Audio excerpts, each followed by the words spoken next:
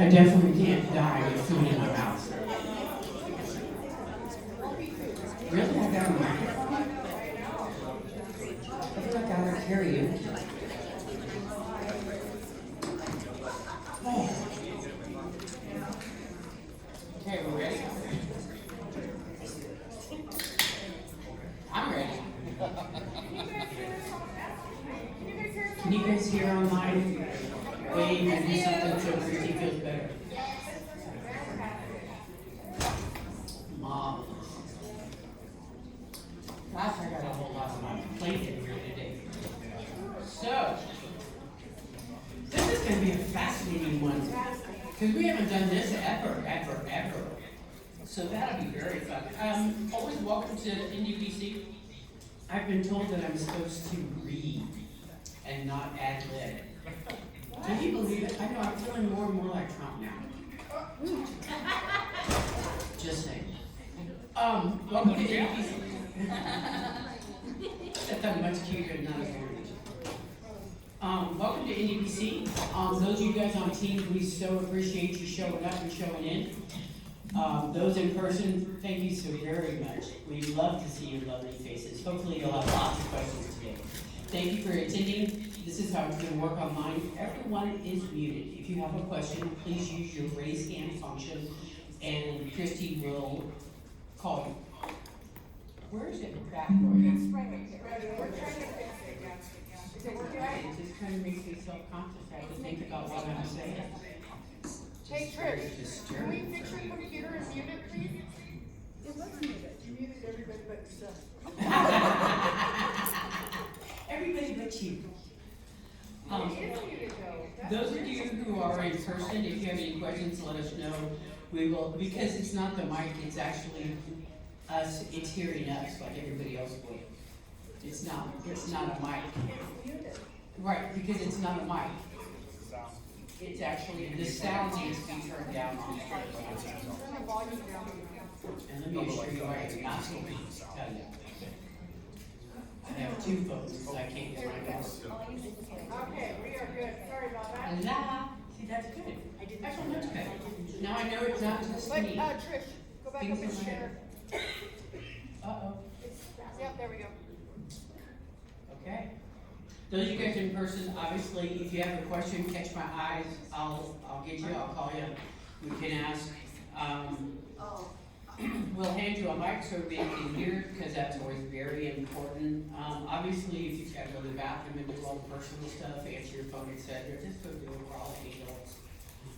Remember, it's an open forum, so please be kind. Please be kind. Sometimes we're not, so please be kind. I've been told to be kind too.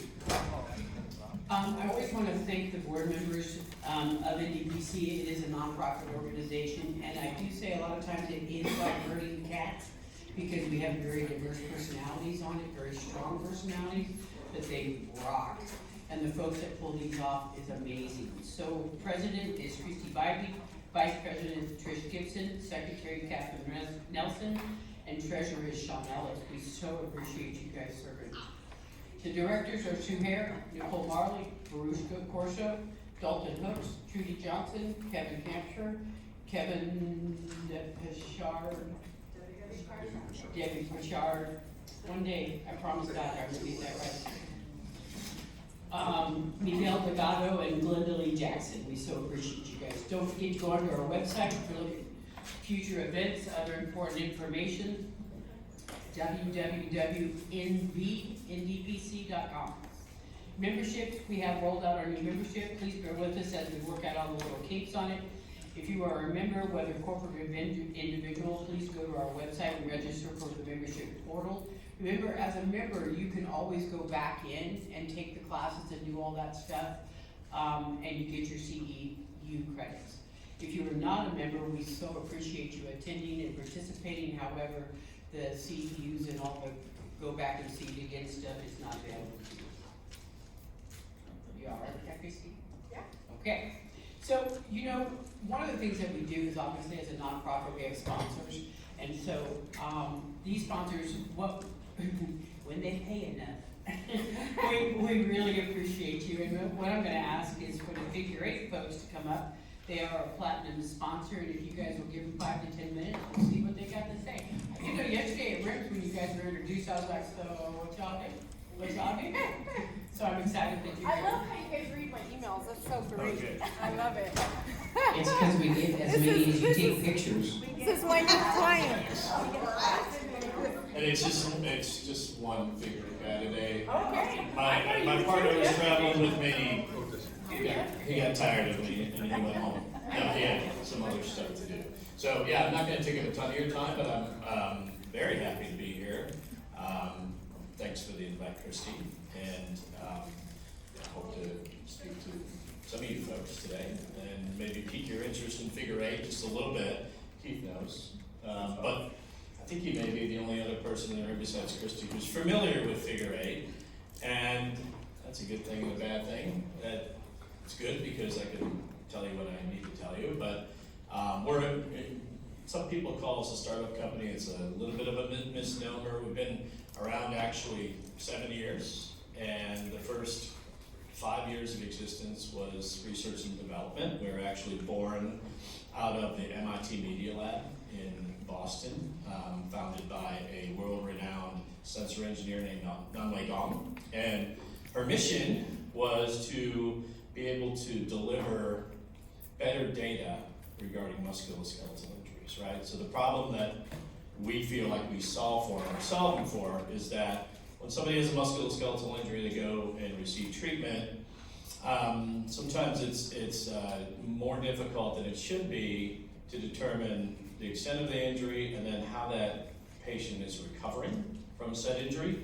A lot of the methods and modes today are, and I'm not a clinician, I'm a claims person by the way, by trade, so I come from a perspective of working claims, over the course of 20 plus years, and the frustrations with not having the best data possible to make my decisions. And so what Nanwei and her team did was set out to say, all right, so what's the gold standard? What do we need to deliver? What kind of data? And we really are delivering 2 sets of data with our platform. I'll talk about our platform in a second. It's accurate and repeatable and objective range of motion data and muscle function data, right? Those are the 2 things that we kind of get at. And we're delivering what we believe is the gold standard in each one of those, right? So we've been able to validate the data that we pick up and deliver to our customers.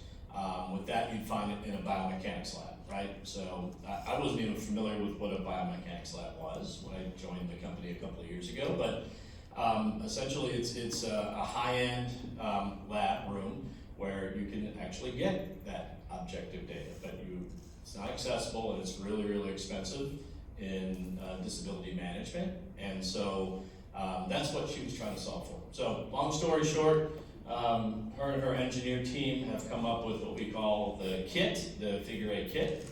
And this is actually deployed at, now it's over 100, mostly physical therapy clinics throughout the country. There's 6 here in Las Vegas, and our partner here is Kelly Hawkins, been a great partner. We've got wonderful feedback.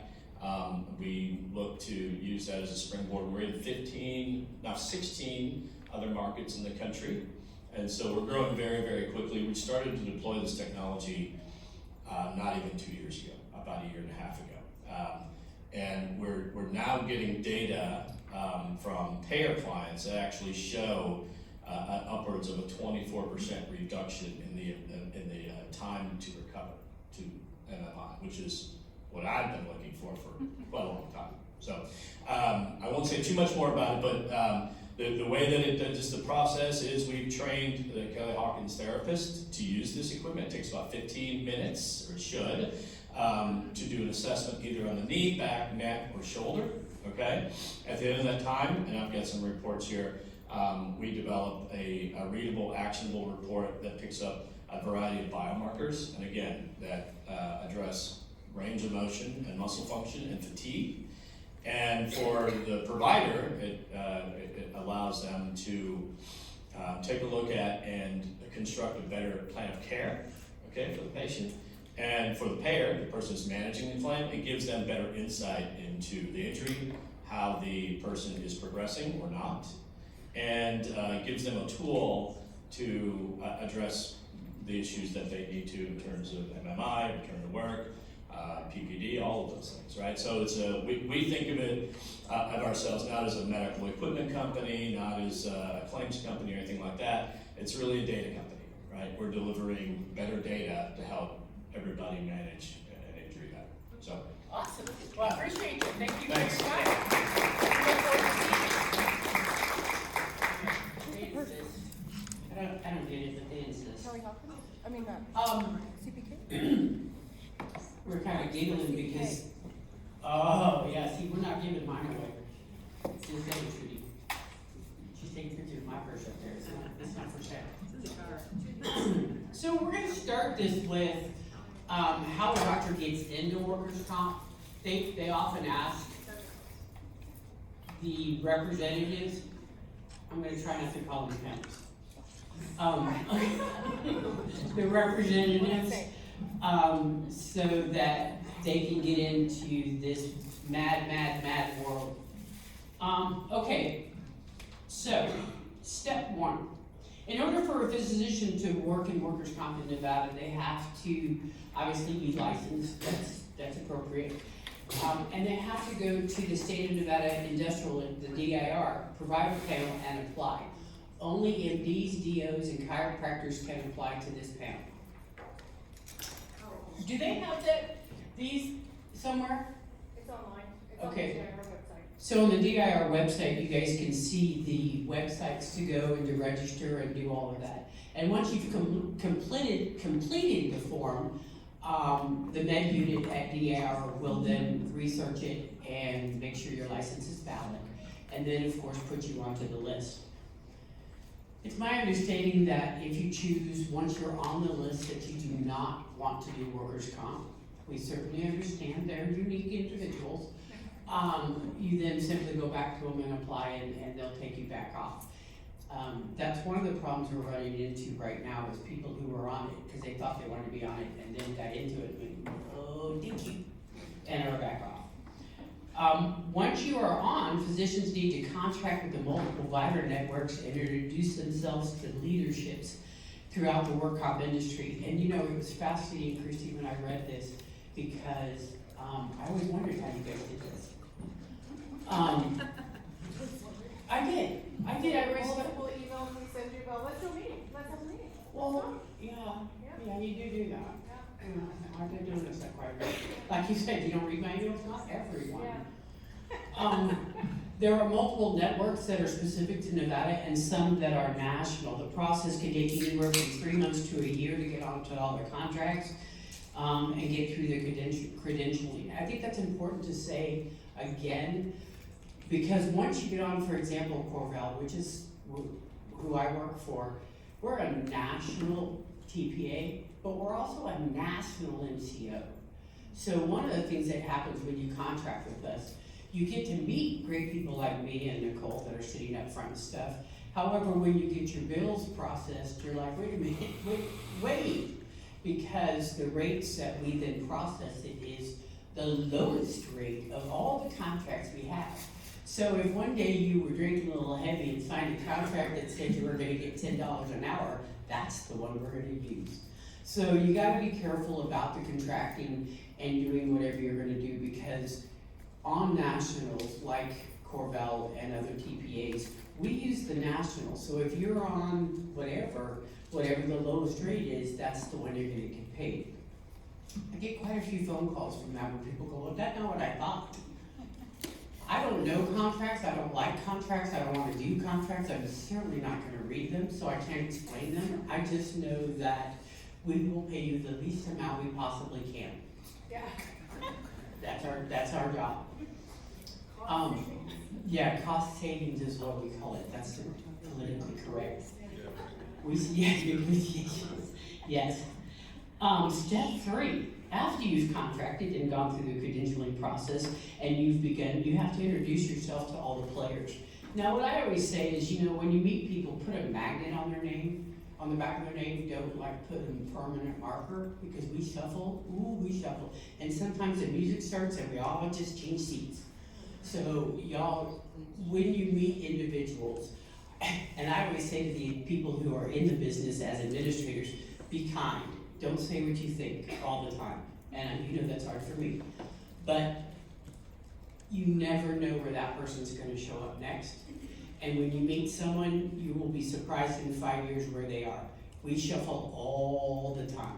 So you have to go around and meet everybody, and then once you meet everybody, hopefully someone will say, hey, you sound like a great idea. Like, I think figure 8 sounds like a good idea.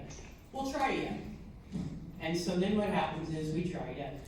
And regretfully, this is where we do lose a lot of our filters, because we have an idea of how it should go.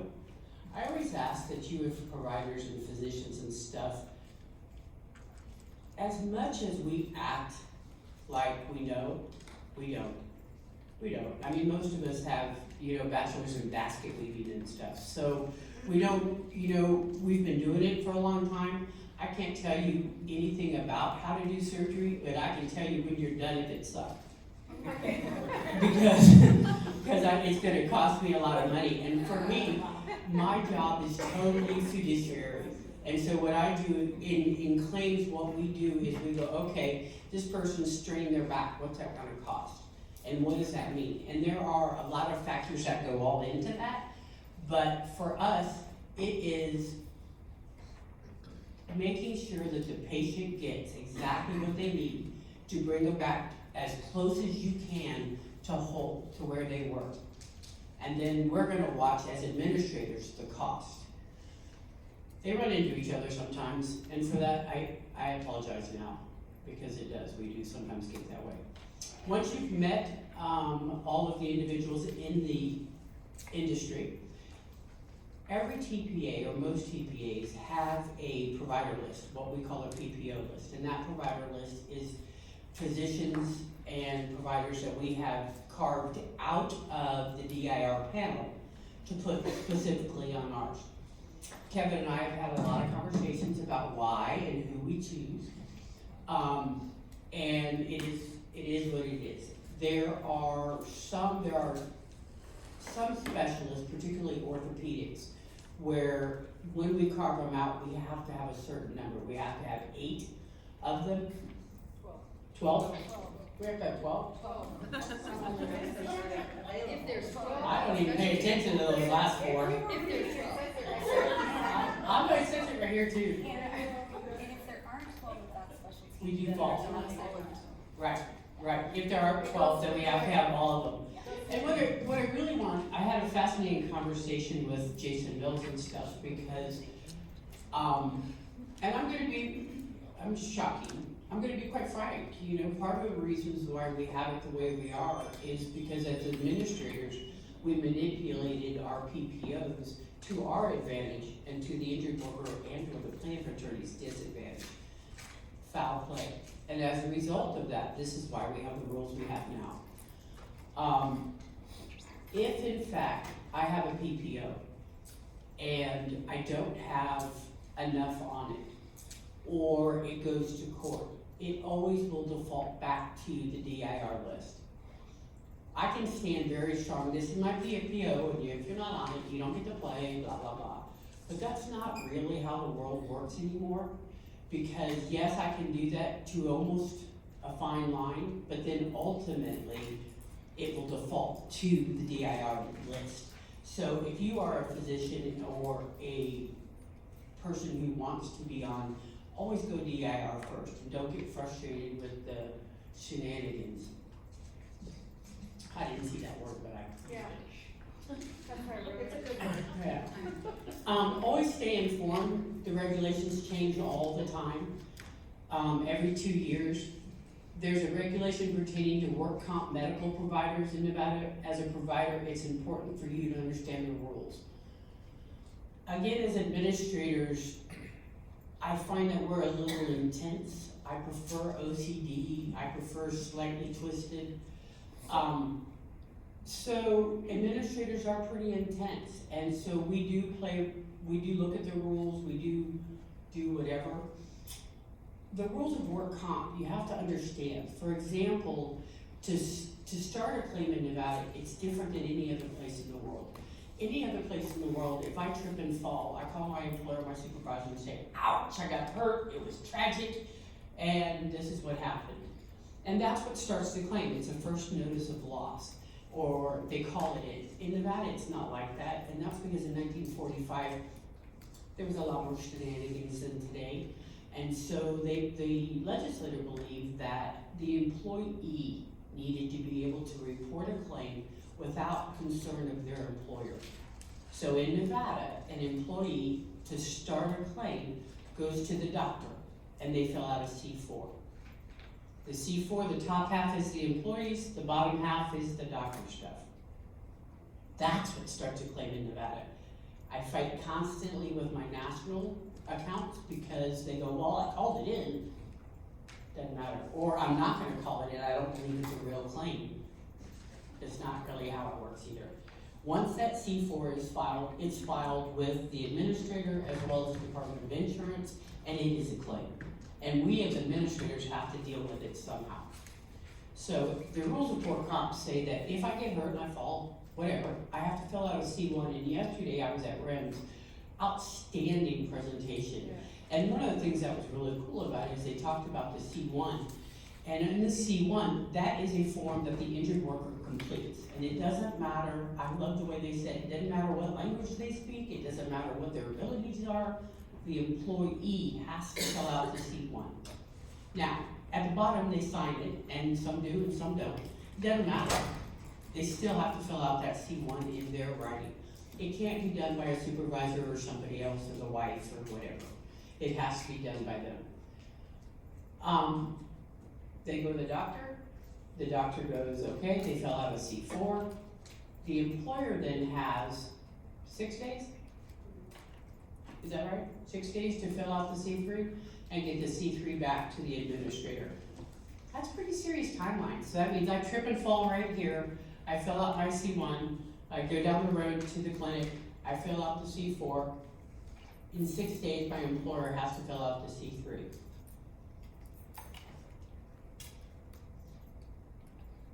She says, Mrs. Creasy, providers also need to know authorization process, timelines, deadlines, types of service, and evaluations. For example, PPDs, IMEs, Nevada are all in Nevada fee schedule. Learn the Nevada fee schedule if you're a provider. Understand it. Understand because there are ways that you can maximize your profits by using the codes correctly. You can lose money by not putting all the right codes on there. So know what pays, what knows how to pay, and certainly understand the NV numbers. Because the other thing that happens, and I notice that with my company particularly, we like to send you back a bill with a 0. Yeah. And then once you get to 0, you have to call us and go, why'd you give us a 0? And you read below it, it says blah, blah, blah, because it never makes sense. And then you have to start going back and forth. I'm sorry. I'm sorry that happens, but it does. And it's extremely frustrating. And Nicole and I both have said in Corbell, and I know that other administrators are doing it now too, you can always reach out to us if you need a bill paid. If you need something you've been chasing or whatever. It is unacceptable. We by statute have to pay that bill 30 days when you send it to us. I believe from what I hear from the people in 45 now? 45. They have 90 days to bill. 90 days to bill and 45 to pay. And as big as those numbers are, I know that you guys are challenged to not getting paid timely. And so for that, find somebody inside the administrator that you can hold them accountable to. At Corbell, it is always Nicole and me. Nicole and me. And Nicole first. And Nicole. But you don't have any necessarily, you don't always even know that those bills aren't getting paid, because it's going through the review and it's not coming back to you saying, we decided not to pay this, right? Right. Until that provider says to you, hey, I'm not getting paid, Nicole. Right. Then you can take a look at it, but you don't necessarily know, it's not something you're. Oh, no, see, what I do is I get a queue in the morning and I go click, click, click, click, click, click, click, click, click, and I pay all the bills. And I notice, obviously, if in there are people that are denying claims and stuff like that, I already know them because I know the claims, but I process bills based on what I know about the claims. Then they go into la la land, and I have to tell you, one time, a million years ago, I was an administrator for a bill review company, and my supervisor asked me not to do that anymore because I sucked. And it's true, bill review to me is extremely complex and difficult, and so when they zero it out, I don't know. And so when people call me and go, I need to understand why this is, well, you got the wrong number. I can pay you, but I cannot explain it. So, and I think that a lot of administrators, work comp adjusters, et cetera, are the same way. We don't get it. We don't understand the mods. We don't understand any of that stuff. So we do have an 800 number that you can call. I do want to say something. Since we're all talking about doctors. You have to speak loudly. You can't be sweet. Since we're in a room full of doctors, have a good bill coder. Oh, yeah. That's the issue. A lot of times these bills are being rejected because they're using the wrong codes. And you're sitting on a 6-month bill that hasn't been paid because you have a coder that doesn't know how to code properly. So if I could give any advice to doctors, make sure that that's the most highly paid person in your facility and that they are properly knowledgeable on the medical fee schedule. And they're all about it. 100%. Yeah, that's 100%. That is so very true. And like I said, you can maximize, if you got the right billing, you can maximize the amount of money you get. The wrong billing, you won't get paid for years. It's important to remain informed on the changes in the regulation. Every 2 years, the laws do change. Every year, we do get a new fee schedule. It's important that you stay up to date. The new fee schedule comes out 7/1 of every year. No, 2/1? July is. I've already had 2 cracks too. 2 cracks in and I still can't think right. That's just magic. Yeah, dude, it's right here. It's whispering. It's important to stay up to date. It may be relevant to timelines, forms, process. Oh, that's the other thing that's so sad, is if you bill late and we just go, oh, sorry, we're not gonna pay you anymore, you passed the timeline. That's tragic, because you put the service in, you put it out there, it just didn't get into where it needed to get timely. And that's just tragic. There are several local companies that can help you navigate the work comp provider system as described. Would that be the PEMS? That's what I said. The individuals, that would be the individuals. For a list of resources, please email us at nevadaNDPCinfo@gmail.com. I just want to go off script for 1 second, just for a second. I swear it won't be bad. I appreciate the fact that IMEs are extremely expensive and that the administrators are having shell shock. I recently had a $14,000 IME and then a $30,000 IME. Well, and the $30,000 IME kind of shocked the individual because I said, yeah, no thank you, I'm gonna renegotiate this. Because I would rather pay Kevin that $30,000 and get the thing closed than to pay a physician $30,000 to give me information. I'm sorry, I appreciate you guys, but that's a lot of money. That's a lot of money. So, the other thing that I've noticed is that on IMEs, et cetera, I've had people send me a little note that says, hey, yeah, we'll be glad to do this, but you gotta pay up front. No, I don't. The statute doesn't support that. And so if you do that to me at Corbell, I'm gonna write you a little note that says, love you big time. However, statute doesn't support that. So if you want to stand on that, I'll be glad to move this business to somebody else and take you off my PPO. And I truly will do that because I do appreciate the fact that you guys aren't getting paid, but we still need the regulations. And for us on our regulations, when they audit our files, they go bill, report, bill, report, bill, report. So if my bill is paid and I don't have a report with it, that's wrong for me. I get in trouble. And as much as I love my providers, I can't do that. So there is no provision that allows for prepayment of any services. There is no provision that allows you to hold the reports hostage for payment. Because I've had that also where someone says, oh yeah, we did it, they showed up, everything's great, and you need to pay us. I had someone do that for 6 months and regretfully had to call Catherine over at the Med Department at DIR and say, fix that. Because I can't pay you without the report. It's against my regulations, it's against the eyesight. Now, I appreciate there's a lot of administrators that don't know that because they're not 900 years old like me. But you can't do that. There is no prepayment. I now have individuals who do IMEs that send it directly to me and say, hey, look, this is the IME, this is what it's gonna cost, we're gonna go ahead with it. And I assure them that I will pay it. And I pay it off my desk when they send me the report. Well, that's because when we send it in, it gets contracted rate. Then when we try to ask for the payment 100%, we never get payment in 100%. Then you have to pay your biller to appeal it, and then they go through, so it happens to be a kind of a nightmare. So I tell my clients same thing, if it's IMEs or PPDs, send it directly to the adjuster to have them process those payments off their desk versus sending it into the network. Otherwise, they're gonna put it on contracted rate and you're gonna have to fight to get your money. That's exactly right. That's exactly right. And that's, I fight with my bill review, my bill company, because they'll do exactly what you said. You send it in appropriately to the correct address, and then you get X amount, and there's a balance of $1,200. My bill review company does not understand that, and they go, well, that's the way the rules work. So a lot of times then I have to pay the balance from my desk, because, yeah, okay, that might be the MCO rules on a national basis, but to maintain my relationship with you guys and my agreement that I was gonna pay you, we pay from the desk. So what Christy's saying is very true.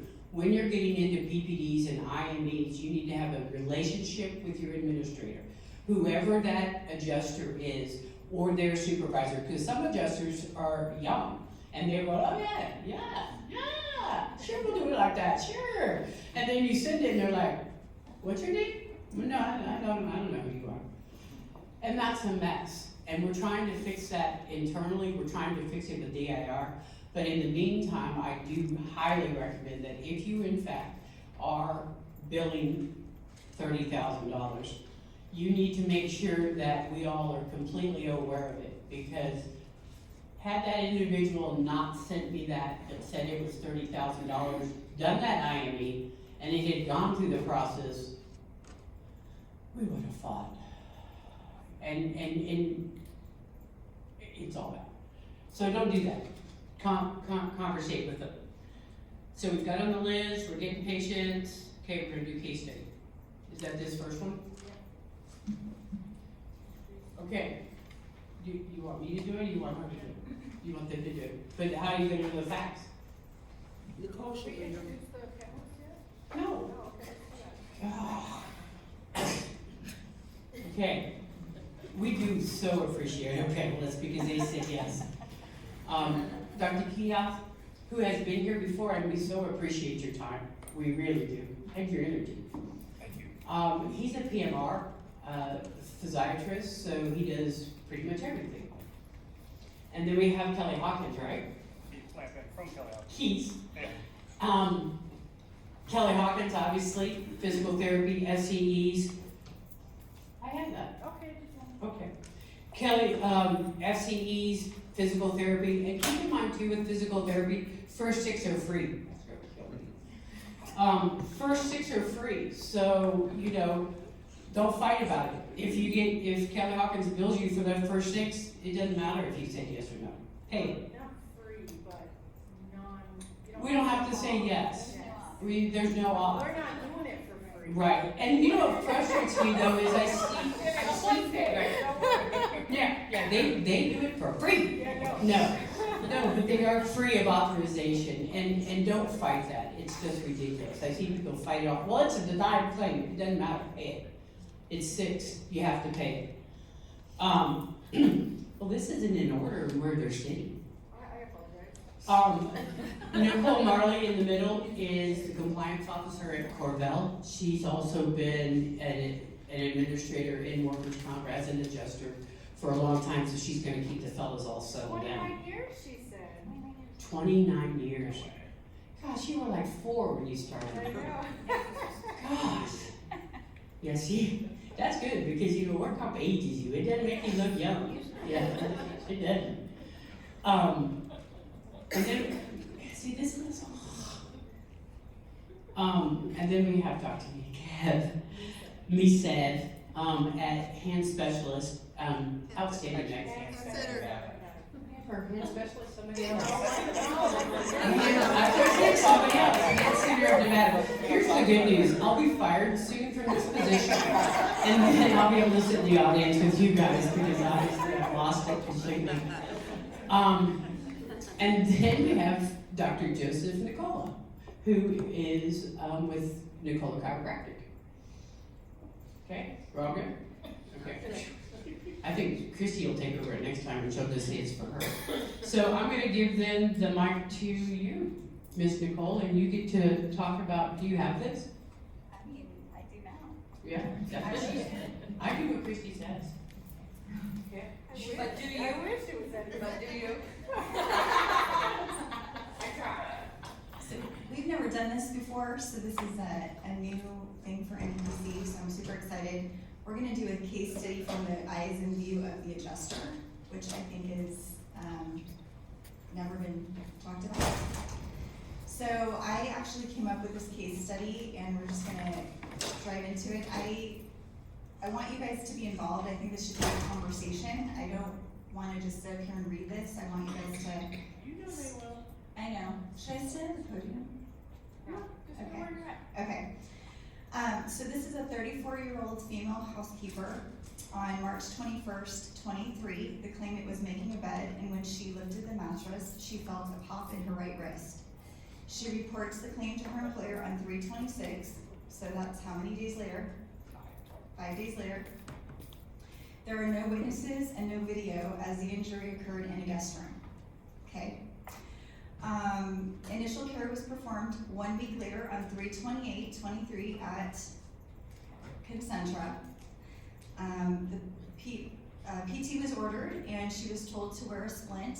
She was given modified duty of no use of the right hand, or right wrist, excuse me.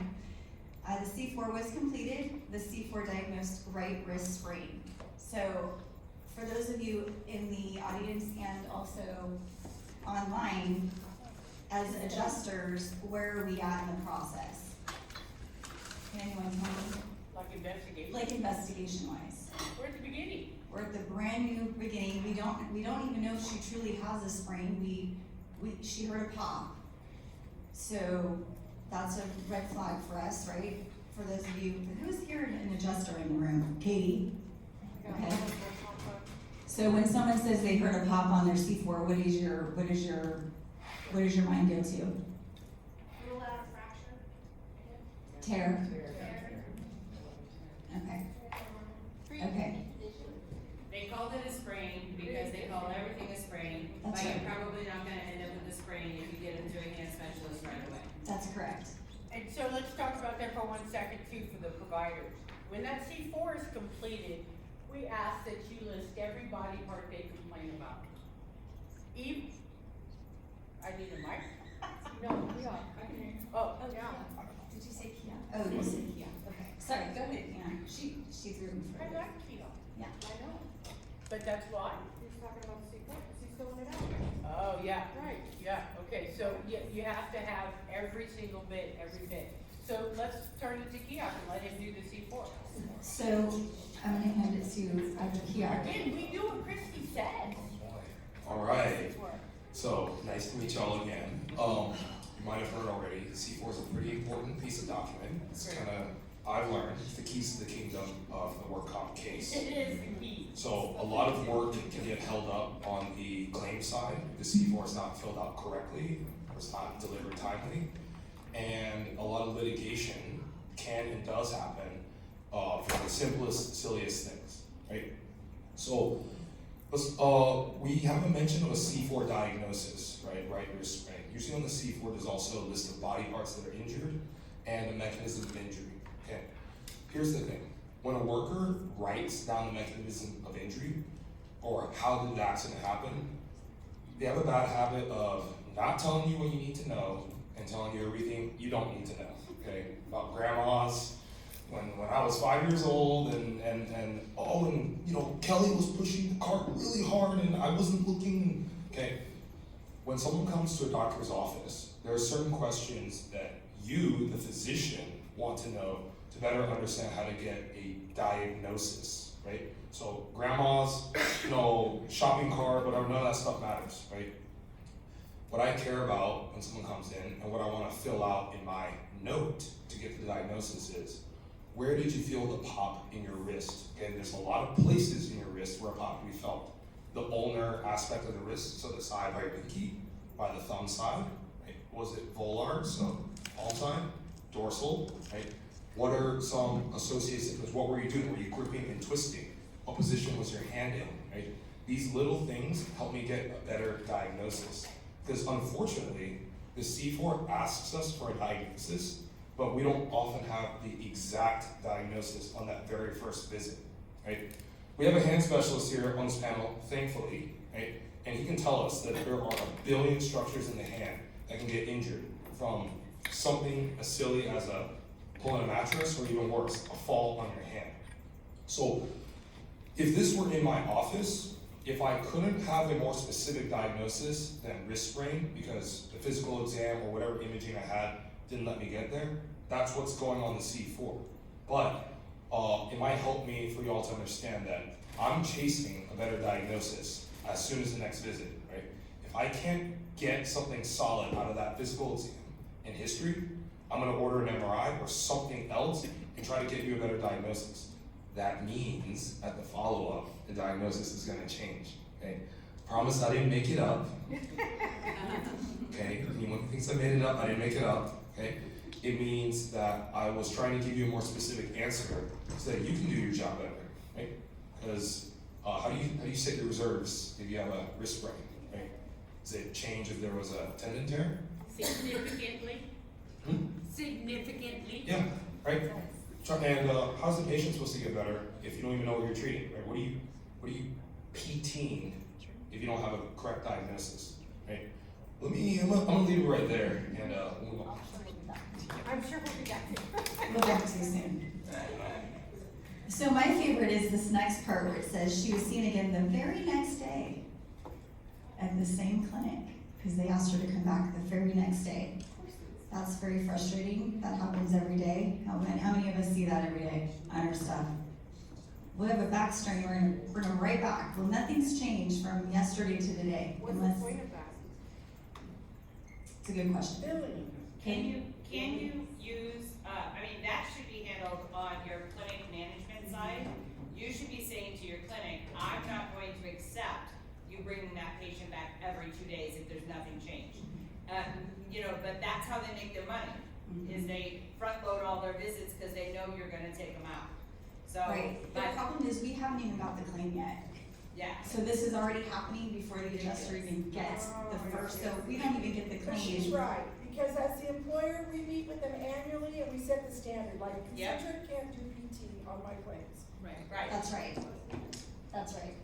It's outlined by the employers. If you have a choice, if there is an employer that you have that has a clinic that they prefer to send their patients to, then the employer really should be going to that clinic and setting the expectations. Here's what we're going to allow, here's what we're not going to allow. Yeah. Self-insureds have that interaction. We have national accounts that don't even know what a C4 is. Yeah. So That's tough. it's a different beast, but yes, self-insured should be having those conversations with their frontline medical providers. Okay, so she's seen again the next day for a follow-up. She continues to have the no use of the right wrist. She's to follow up in 1 week, so they do give her the 1 week follow-up. The employer reports the claim to the TPA on 3/27, so we got it kind of in the middle there. 1 day after they had the initial report, okay, so I'm outlining this, sorry, let me read it. Okay, employer reports the claim to the TPA on 3/27/2024. 1 day, actually, it's 23, please forgive me, I was in my own head here. one day after they had the initial report from the injured worker. The claim is on hold for being a report-only claim due to the C4 form not being received by the TPA. So understand that we have the report from the employer, but we do not have a C4. So without that- everything just stops. Yep.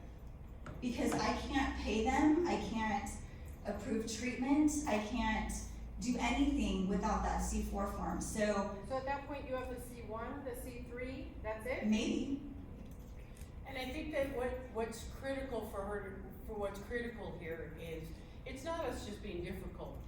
If, I can't tell you in my life how many times I've heard, oh, well, I went to the doctor and I never, ever see the C4. So as an administrator, we can't go, oh, okay, cool. We'll not make it a record only, we'll make it a med only, and we'll go forward. So, Because if I make a payment, whether it's an internal payment or an external payment to a provider on a record only, it's a final it's payment fine. by the Department of Insurance. So if I don't have a C4, I can talk to you, but I can't pay anything, and I can't move it, I can't do anything till I get the C4. so when Keok sees that patient, what does he do with that C4? He's not gonna see the patient because I'm doing nothing until I get the C4. No, but he filled out the Oh, C4. if he filled it out, that's different. Right, he filled Yeah. out the C4, so where does, Keok, where do you send your C4s? So, if someone's landing in my office for a C4, right, it's generally because I have a direct relationship with the employer, right? And so I already know who the stakeholders are who need to get the C4. I already know who their insurer or TPA is, and I send it usually to their safety or risk manager, right? That's at my office, okay?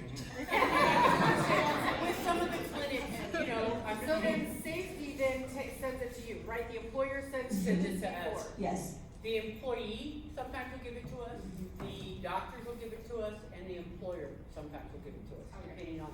A lot of times the employee doesn't take it back to the employer, so the employer doesn't have a copy, they get it from us. But if they do, because the employee does get it in multiples, they can, and they take it back to their work, then we'll get it. But the first couple of days, the adjusters are tracking that C4. What would be ideal for you in your world? How to get it? From the physician? I'd like to say fax, because in the old days when I was young, faxes were like instant, but now faxes take weeks. So email? So email is good. So I don't email really is like the the picture adjuster? of it, you know, like some people will take a picture and send it to me on my phone.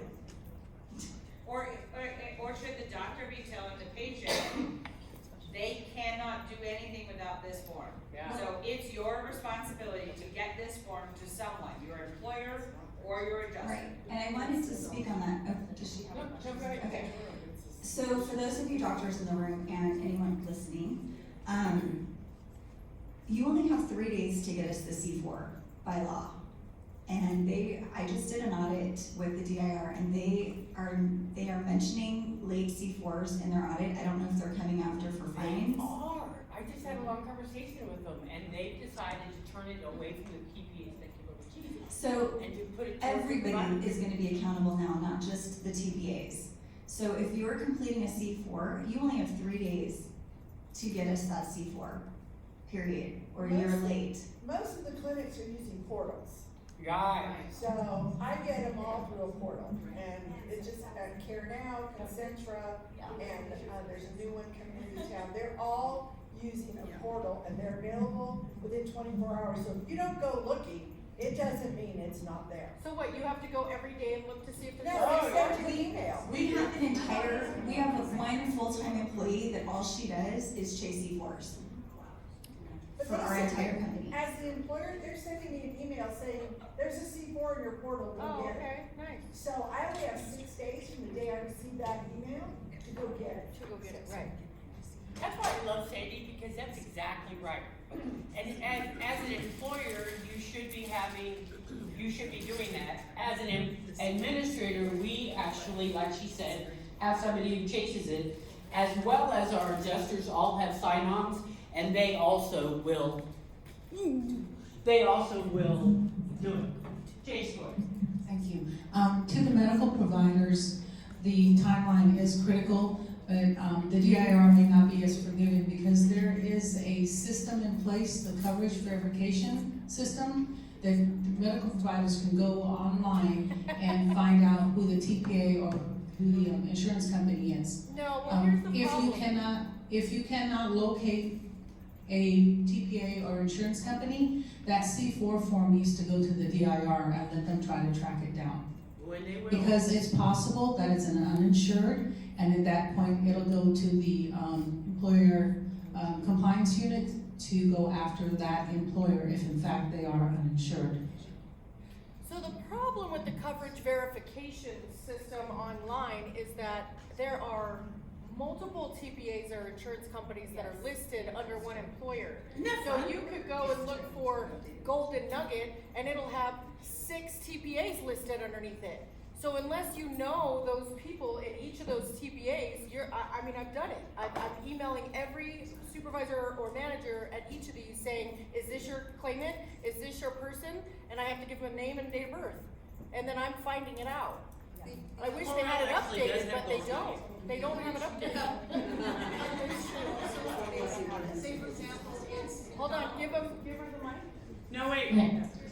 Christina has a question. So we have had experiences, challenges, not necessarily from our authorized work comp provider, but from the ERs. They're notorious for it. And then the challenges that our TPA has is that if the patient doesn't agree to sign that hospital's medical release, we can't get those records. So we decided, my own company, my own employer, that once that person goes to that ER, we're sending them right back to our authorized medical provider, and if they haven't gotten the C4, that entity is doing our C4. So that way we get it right away, and we know exactly where we're at, and because the billing may not be necessarily covered or compensable under the claim because they went to the ER. The patient has the right to go if they want to go. So whether the injury warrants it or not, that's the way that it is. But we've had that, I have a claim right now. I have a patient who continues to keep hopping from ER to ER. Right? And they refuse to give the records. But what happens if the hospital fills out the C4, you then turn around and send it to your first treat provider, and they also fill out a C4? We have to. You go by the first one, so the hospital, by the time you get it. But at that point, it could be 3 weeks later, and you've already received the C4 from your clinic. The TPA has 30 days to make a decision. Yeah. Right, and we can have 2 C4s, and we just move it. We just move it, and then if you get multiple C4s, everything after the first one, you just write a little note that says, hey, this is the second one, we're gonna go forward with it. Because the DIR does get a copy of every one, and they wanna see that you've acted on it. The other thing that happens is sometimes you will get a C4 and they're not yours, then we send those back to the DIR and say, this isn't ours. And again, to the medical providers using that CVS system, you're gonna have the exact date of injury, but also franchises. Know the location. For example, a McDonald's. McDonald's can each franchise, each location would have a different insurance or TPA. So if you just look up McDonald's, you may not get exactly what you're looking for, but if McDonald's on Nellis, this is the address, that should show you the TPA or the insurance carrier. So keep in mind when you're dealing with franchises, it's by location, not necessarily. 7-Elevens, yeah, franchises. Yeah. Corporate, and then there's the franchise. Exactly. So keep that in mind. It doesn't necessarily mean that they're uninsured. It's just possible that you don't have the correct location listed in the CVS system. So what happens when we have a hand injury, when we're, sending it out to the doctor because it's very crucial in a situation like that, and we're trying to move forward with it, and we got it from Concentra. No, it's an excellent, Dolores, you're absolutely right. And you guys hopefully will see the problem we as administrators have when you guys are saying, well, you guys are delaying the care. No, we're trying to find the dang C4. So, that's a lot of times what happens, and that's a great example is, okay, you've got a hand, you've had a pop, and it really isn't, and we need to get it to the hand guy immediately, and nobody has a C4. The frustration you guys feel as providers and attorneys, why aren't they doing anything? It's because we can't do anything until we have that C4. So we have to verify coverage, we have to have the C4. And those two things are critical, and sometimes regretfully, they take a little bit of time. It should be happening within that first week, but you know, that's magic land. Okay, so continuing on here, the provider faxes the completed C4 form to the TPA on 4/2/23. Remember, I made a mistake, it's not 24. The TPA receives the C4 form on 4/2/23. So we have it now. Okay, so now there's a whole process that starts now that we have it. The adjuster gets the new claim on 4/3, which is the next day. But this is now 14 days from the date of injury and 1 week from the completion of the C4. So you guys can see the delay already. So there's a lot of things, going back to what Dolores just asked, what do you do if there's a medical emergency? What if they need treatment right away? What if they need, surgery right now? We would always say to you, go with medical necessity at all times if it's important enough and you guys know that this is gonna be a problem if they don't get treatment. We'll get the C4 eventually, so I would just tell you guys to just move forward with medical necessity as you see fit. As an orthopedic surgeon, this guy needs surgery, and it's, gonna cause harm for him to not have surgery. I would say move forward with surgery. But also keep in mind too, if you get that referral, put your staff on it too. If you're gonna accept a patient, make sure you have a C4, especially if it's within the first month. Because, the last thing you wanna do is call me up and go, oh yeah, I can't say nothing, I don't have a C4. You can go, here it is, and get it to us. Because sometimes you can get it faster than we can also. Medical necessity doesn't say I'm paying the bill. Right. Right. It means that you're doing something to prevent something worse. That is true, Sandy. It is not guaranteed payment. It is, you're doing something as a medical professional that you believe that is going to prevent something from worse happening to this person. And we'll hash it out later, is pretty much what it is. And you're gonna ask for their private insurance, and there's a statute that tells you if they pay under their private insurance and it's ultimately accepted, how you're gonna get reimbursed. It's all very well written out in the statutes when somebody uses their private insurance before a claim is, a compensability decision is made. There's a statute that says, I can't pay benefits before they're due, and they're not due if I haven't made a compensability determination. Okay, the claimant is unsettled at this point because it's 14 days in. She has to pay her rent, and her employer has not contacted her to return her to light duty. So everything's starting to bubble, right? We see this all the time. People are upset, they're unsettled, they have bills to pay. She doesn't know what's happening. The C4 delay is totally irrelevant to her. She doesn't care about a C4. She cares about paying her rent and feeding her family. And so we see this all the time. So at that point, she does go and talk to Mr. Kevin, and she gets an attorney because she's freaked out. She doesn't understand workers' comp. This is her first claim. Nobody tells you what to do until you're doing it. The adjuster initiates a 3-point contact and starts the investigation. So everybody here should understand that we have protocols that we have to meet when we have a new claim, and that is to talk to the employer, the injured worker, and or the representative, and the medical provider. Within 24 hours of receipt of a new claim, you should be getting a phone call. Now, that's not the receipt of when you put the claim in, that's the receipt when we got the claim. So understand the timeline starts when we get the C4 and we get the new claim on our desk. So we have a whole process for that. So basically what that's, if you think about that, we're at 14 days. At 14 days, she's finally hearing from somebody at the insurance company saying, hey, what's your name, what are you doing, what happened, what's going on, and getting all that information. And certainly with today's times, people are stressed out, they're living paycheck to paycheck. So it is fast, but it doesn't matter how much, it doesn't matter what you say and in what tone of voice you say it to an adjuster. They can't do anything different. They have to wait till that C4 is in their hand and they get that claim assigned. When you call, do you have the claim yet? If they say no, you don't need to talk.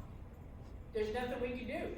I can hear your story, you can call me and I'll listen, but the adjuster can't do anything. And the adjuster is bound by certain protocols like the 3-point context, etc., because of the bigger picture of insurance, and that is the excess and the carriers and all of that. There is certain amount of boxes to be checked all the way down to that point in order for the system to work. And it's frustrating, it's timely. Okay, so the adjuster initiates 3-point contact. She identifies what the employer has to say about it, what the injured workers, sometimes we take recorded statements from them to identify what they're claiming in the very beginning. Does it match the C4? Does it match what the doctor put down? Does it match the C1? Does it match the C1, what they put down? Sometimes they don't, so that's a question. You have to question what that change was and why. We decide whether or not there's going to be an excess involvement, whether excess carrier has to be initially reported to. If it's a head injury, we're automatically reporting that to our excess carrier because we're required to by their requirements. And then is there anybody that caused this injury? So is there subrogation involved? Is there any secondary fund recovery that may be available based on if they have priors? You know, there's a lot of things that go into our investigation. I'm not gonna go totally into it, but this is just kind of a broad overview. We look at the ISO, so does everybody here know what an ISO report is? It's the best thing in the world. Actually, it's not, but what it is it's a national database that tracks injuries, personal injuries and work comp injuries. So if you have a car accident and a work comp injury, and you now have a new work comp injury, when I call you up, I have that as ISO. Hey, have you ever had a back injury? No. What about these 7 accidents you had? And, you know, yes? So back before cards, when we used to manually submit it, we could check a box that said, this is an initial, and I'd like to know if they have any priors. Right. And the DIR would actually do an ISO DIR and give us a list of all priors. What happened to that with cards? It's under claims history request. You can still request it with a social. I never see it. Well, they don't wanna talk about it. But, and let's explain that for a minute. ISO is a national database. It's maintained by NCCI, and it's a national database, so it covers everything. If you have a car accident in New York, I'm gonna know about it, because it's gonna come up. If you sue Albertsons in Utah, it's gonna come up. I know about it. I found it. I got it. Now, with Nevada, we've never participated because Nevada doesn't do anything like anybody else. Right. And so we have what's called cards. And cards is the same thing. It is a reporting mechanism, very archaic, that says basically Joe Show, oh wait, I'm gonna get right over here. That basically says that Joe Show says that so-and-so had an injury. So what Sandy is saying is, in cards, there is a way to show, to ask them any Nevada claims they've had before. And so they'll pull that out.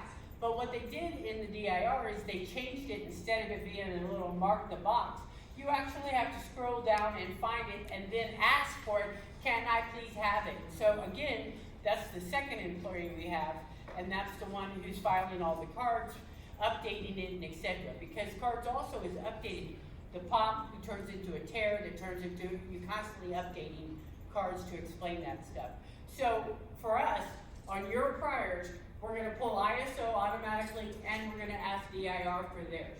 Now, as you say, they're not very friendly about giving it to us, but Nicole insists. Nicole insists. Thank you. So on this particular claim, the ISO shows a prior wrist injury from an MVA from 5 years ago. So we are now alerted that there's a prior, and during our investigation with her, she either tells us about it or she doesn't. But regardless, we have it on the ISO that we know what happened, and so we can go down into that ISO and identify where that claim was, what insurance company, what employer, and we can request those records with our C4. Our C4 allows us it is a medical release as well. When they sign it, there's a blurb underneath it that basically is a medical release. So we're able to send that C4 to those providers or whoever we're trying to get records from. And if you're getting a request from us as a provider to give us those records, it's important that we get those. And make sure that, you know, I hate administrators that use the ISO or cards as a trick. It's not a trick, be straightforward. If I call you and say, hey, what, you know, what about this?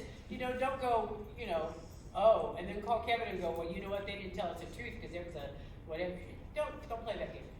Just be up straight. Hey, I have an ISO here that says you did this.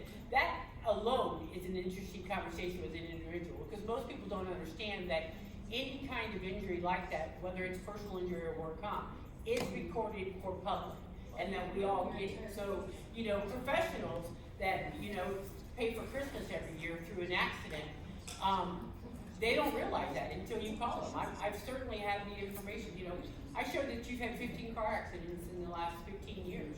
And they're like, well, it'll blow their entire case if they don't, if they're not in front of it, so. right, and that's exactly right. So, and regretfully, that is also included, obviously, if you're not honest about it. Okay, we go back to you. Okay, so the adjuster asks the employer if light duty is going to be accommodated. They're unable to accommodate, so then we request the wages to be sent to us. We request wages on any file anyways, but this is just what happens in this storyline here. The adjuster schedules with the applicant attorney's office an interview with the claimant because we're not allowed to speak to them once they retain counsel. So that also is part of the rules and we have to follow them. Recorded statement is scheduled for the end of the next week. The reserves for the lost time claim are set for lost time for indemnity, medical reserves, and expense are set. We will also put, well, if it's a lost wage, we'll do an estimated lost wage.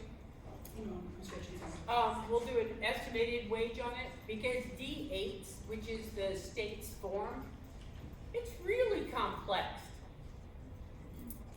It's really complex, and so what we've learned is that it takes, you know, sometimes 3 or 4 different departments within a company. So, you know, D8s, though they're supposed to be to us timely, you know, they don't get it. So sometimes we're asking questions of the Where are you plaintiff, getting a D8 from? the employer. And what we find What is is, that for? huh? Wages. D8 is for wages.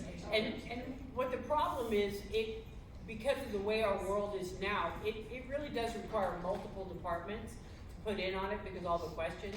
And the division does require that every question is answered. So the D8 wages, sometimes it's a delay because the company can't get into it. Okay, so the adjuster reviews the claim system and the claimant has a prior injury with this employer and the investigation shows that the claimant had a prior MVA, which she was involved with 5 years ago. So she has a prior claim with the employer and she has a prior claim on that ISO. The claimant received a 5%, it matches the ISO. The claimant received a 5% whole person impairment PPD for the right wrist and the ISO matches. So it is the same injury that's on the ISO with our current employer in this situation. The follow-up is on 4.4, initial treating physician asked for a transfer of care to an ortho. So this is when you come in. The TPA receives the transfer of care request and we have 5 days to schedule that per statute, okay? So when you as physicians send us a request for any type of treatment, anything over $250, we have 5 days from the date that we receive your request to either authorize or deny. If we do neither, it is considered approved. Should I say that again? Yes. Okay. If we get the RFA, which is a request for authorization for medical treatment. On the date we receive it is our days, starts our 5 days, okay? If on the 6th day you have not heard from us, it is considered and deemed approved. Oh, but that's a wrestling match. But here's the thing. Yeah, that's a wrestling Which match. one of us doctor's offices are gonna go through? Yeah, I have a problem with that.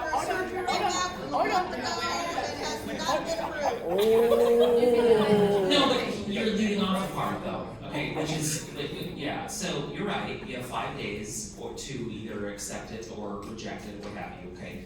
And these are physicians, okay, and then their care they're recommending is deemed granted, okay? The statute also allows, you can go back and deny it, it allows you to do that, but if you don't do it in 5 days, it's deemed granted. The issue we have is, in which this law is, a little squirrely, is the fact that what physician is going to, if you'd like to be a physician standing here, guess what? If you don't hear in 5 days, just go ahead and do the care. Not many of them are going to do that because they're worried about being paid, and rightfully so.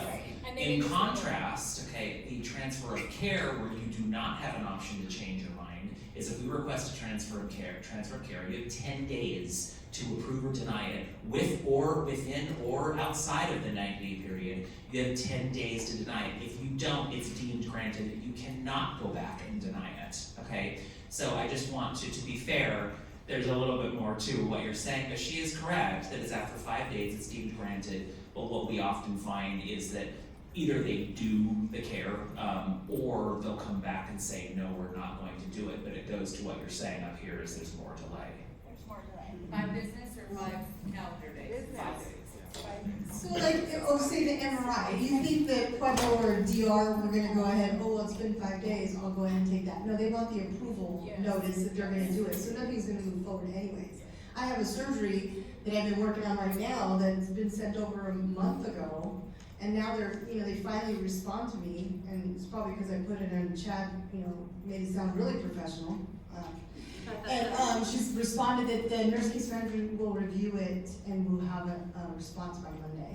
And this is just a delay on the surgery hand, which a lot of this is crucial. That, like, how do we move forward with some situations like that when we have these adjusters not even responding to you of something pending? Could you just respond to us that we have it, we're reviewing it? Let us know where we're coming from, because we're just sitting on this, and it's so aggravating, because then they ask me to step in and help them with this, because I know a lot of the adjusters. It's just, give us a response, so. I was recently at one of your doctor's offices, and when he opened the door, there was like 5 people outside waiting for me, because they were, oh, Corvell's in there? Let me get the approval. Hold on. Yeah. It's the same thing. Me and Keok actually have a patient that the adjuster, Dr. Berger was going to do a MVB or a Tessie, and they literally never responded to me for 3 months. And so I just keep worrying, because we do want the approval. I didn't know about the 5 days, but maybe I'll start looking and doing that. Well, and I always say know the chain too of the TPAs, know how to go up. Because of my being around so long, so many people call me, and the stories I hear about, they're sitting on their desk with 300 or 400 claims. It's not personal. Corey. And just to clarify, before everybody gets feisty, it's 5 working days, not just 5 consecutive days. Thank you. Okay, so the claim is pending a TOC appointment at this point. One of the frustrations I know we have, so I just want everyone to see the delay here. Does everybody see the delay in time? What was the initial injury? Initial injury was on the 21st of March, and it is now, we're in the mid-April here to try and get her to a hand specialist. For her pop. So we're hoping that by the time she gets to that hand specialist, that she didn't need surgery 4 weeks ago. Right. Because as everybody here knows, that delayed treatment costs more. Bicep ruptures, the worst. Right. So the likeliness of that person returning to be a housekeeper, because there was a delay, this huge delay in getting her to Dr. Misa. Is it Misa? Misa, I want to say it right, sorry. He may look at me and say, well, I could have had surgery with her 3 weeks ago and we could have resolved most of this, but now she's gonna have a bigger impairment because it wasn't addressed properly. So it goes back to initial care doctors like Dr. Keok to identify the fact that there needs to be possibly treatment for surgical treatment immediately and acting on that. We really rely on you guys for that because not only is it gonna save us money, which is not what we're focusing on. We have a person that's a mother that needs to go back to work and provide for her family and be a productive member of our employment society. And if we're delaying treatment and she can't do that job anymore, it displaces her. And it's important that we understand that, you know, adjusters, we don't get bonus for closures, we don't get bonus for delays, we don't have any skin in the game. We got no skin in the game, we're just trying to get the person through the system and all the boxes checked. There are some adjusters, I've seen it get personal, but they burn out pretty fast. So. And we have a lot to get through, let me just get through some of this. I just wanted to comment quickly about, we know there's a prior and also the delays we have receiving D36 forms when we're requesting those forms so we can get additional information for prior records. And the attorney is also delaying the care by not assisting us with getting those forms to us. Yeah, that's also very true. Again, we're checking boxes, and if we can't check that box, then everything slows down. Okay, so I'm gonna let Dr. Missa talk about this because one of the things I've noticed, and I know that most of us adjusters have noticed a difference when, back in the day when I started in workers' comp, we could call the doctor's office and say, hey, I've got one for you. And they'd say, okay, great, have them come in tomorrow, have them come in the next day or two, and we would just send the medical records and get them in.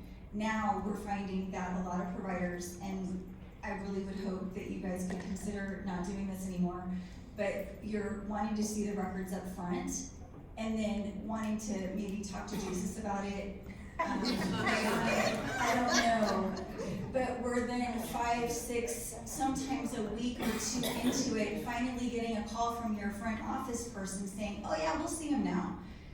Please understand, we have a delay already, so you're already behind the game. When we say 29 years experience, Anne's been here a lot longer, we know we're calling in an ortho for a reason. We already know that, you know, just like you know that somebody needs surgery without an MRI, you're just doing the MRI to confirm what you already know. We already know that. We need you to see this person for whatever reason it is. Please stop doing that. Physical medicine's also doing that too now. Who is it? Physical medicine. Yeah, it's, come on, guys. if you want to help people, this is not helping while we delay.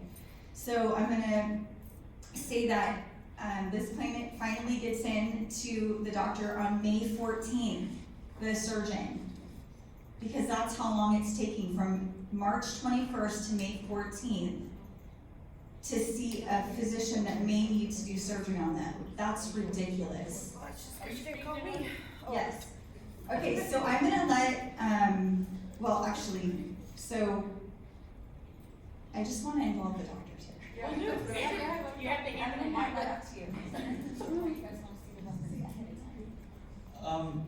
It depends on the date of the injury, so if a patient was injured a year and a half ago and now they're being sent to my office for evaluation, I want those records. That's not urgent if it's a year and a half of injury. You don't need me to see it the next day if the injury, the date of injury was a year and a half ago. So yeah, I want those records. I wanna know why now. Why a year and a half later am I being asked to see a patient? Right. And I'm not being asked to see that as an IME, I'm asked to just being seen as like, just a new patient eval. That's weird, so that raises a lot of red flags. But if it's an acute injury a month or 2 out, we usually don't really care about the records, we know we'll get them. And the reality is that for me as a hand surgeon, in this type of an injury event, the outside records from Concentra are typically not useful for treating the patient. And, you know, the diagnosis of wrist sprain is I don't even know what that diagnosis is as a hand surgeon. I don't think I've ever made that diagnosis because the wrist bone isn't connected to the forearm bone. I mean, we try to be a little more specific than that. So we actually examine the patient, we wanna diagnose them with a specific injury. Is it an ECU subsheath tear, a TFCC tear, a dorsal intercarpal ligament strain? Is it a SL ligament sprain? I mean, is it a partial ligament tear, complete ligament tear, mid-carpal injury? There's so many things that can occur in the wrist, but you can diagnose 90% of it with a good physical exam and a history. That's really what most of it is. And then getting the MRI is just objective data that further corroborates your diagnosis. So for me, the initial eval is important.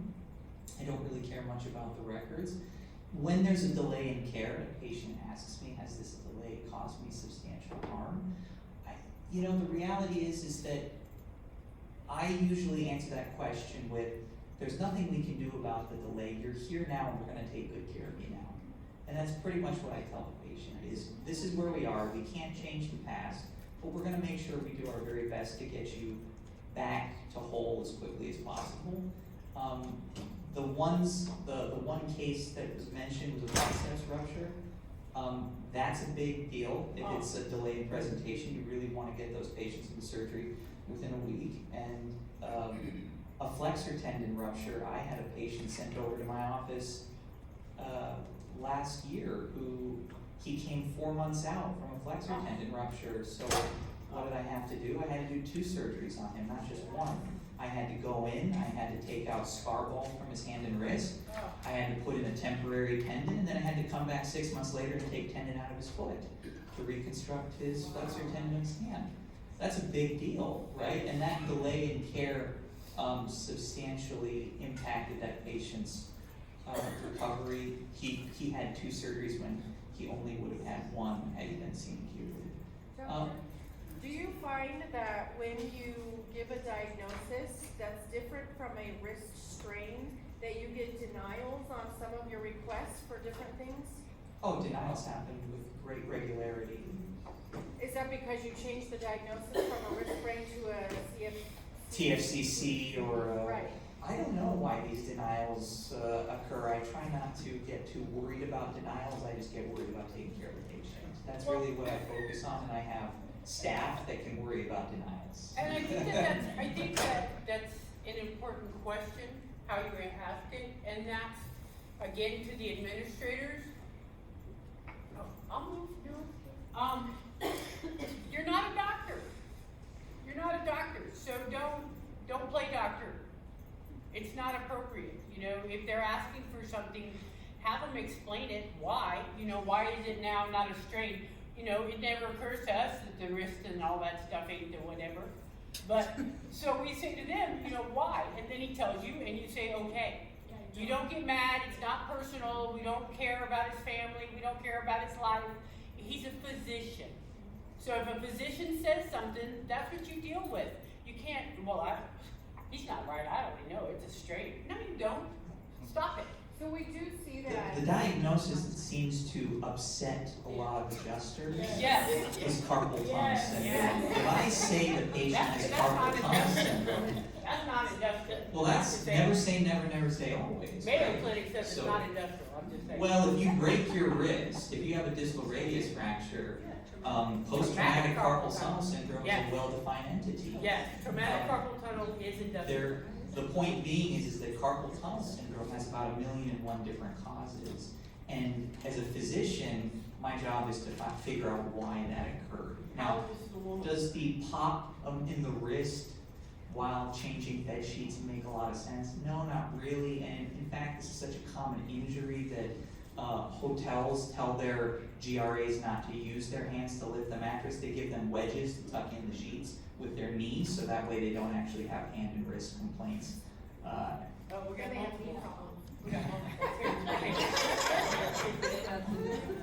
But I have found that, obviously lumbar strain is a big one. You send it to a spine doctor, the spine doctor says, herniation or sciatic nerve issue or something like that, and everything gets denied on it because the scope of the claim is for a lumbar strain, not for that particular diagnosis, and therefore there's more delays on that side too. So I mean, Say to the attorney, let them Don't do it out. don't bite the bait. But as an adjuster, I will say, we are okay with certain diagnoses, or say you suspect a diagnosis, but please also do the diagnostic testing, because that's gonna support us why we're expanding the scope and not pushing back. If you don't do the testing, we're gonna push back. Because for us, again, fiduciarily, we have to reserve that file appropriately. And if we start and then keep changing it, because you keep changing it, it's called stair stepping, and we get in trouble. As a case manager, I step in here all the time with the risk and with carpal tunnel. EMGs can mean absolutely nothing in carpal tunnel. You can ask for it every single time. It is a clinical diagnosis. It's well supported in the literature, and the doctor will tell you that a negative EMG does not mean they don't have carpal tunnel. It is 100% clinical diagnosis. You are wasting your time and energy if they are absolutely positive, and you have a good physician you trust, because the EMG isn't gonna matter if it comes back negative. So now we've wasted 6 weeks. We could have actually had this patient back to work. I don't know if Dr. Missett can talk about the clinical, for that.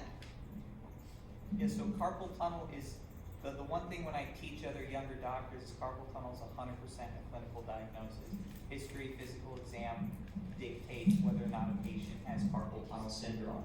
Electrodiagnostic studies, they have a very high sensitivity, meaning when they are positive, that is very useful. They don't necessarily have the best specificity, so a negative EMG doesn't rule it out, especially carpal and cubital tunnel, so median ulnar nerve lesions in the arm. Ultrasound examination of the wrist has been shown to be equally as effective and sensitive to electrodiagnostic studies. So an ultrasound is about 1/5 of the cost of an EMG. Less pain. Less pain for the patient because you're not sticking needles into their arm, and it takes all of about 2 minutes, and it's just as accurate.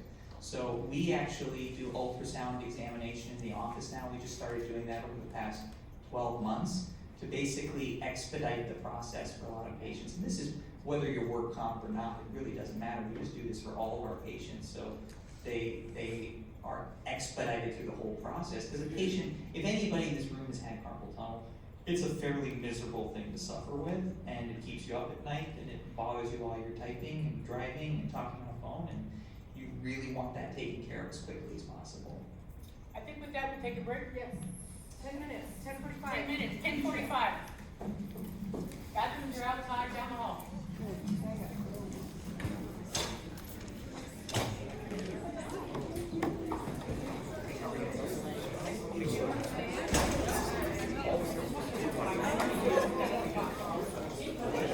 I'll give you that.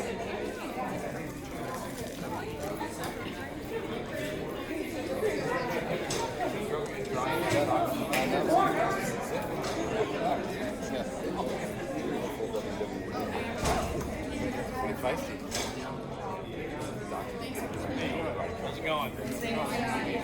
Hey.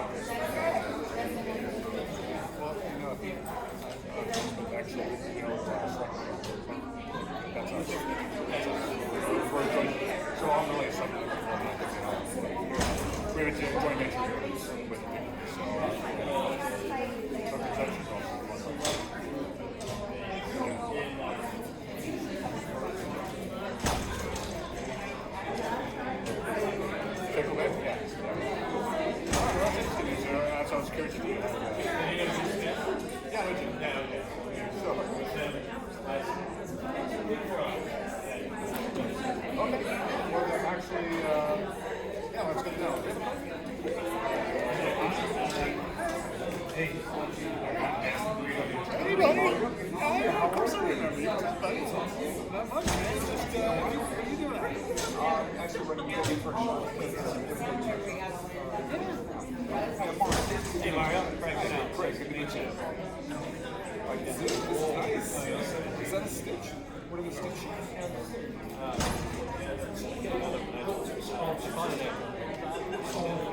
Gotcha.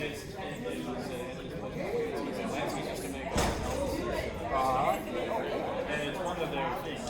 So I travel a lot. So it's funny. That's good. Yeah, you travel. You probably pulled it up 3 times over. So my dad was a tailor, maybe here in Vegas, but obviously the suits change now.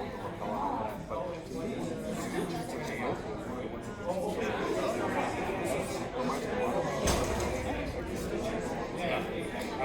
Things I look at.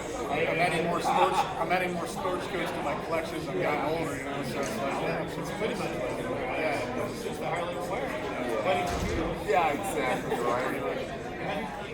So everything's the CEO and she's all just okay.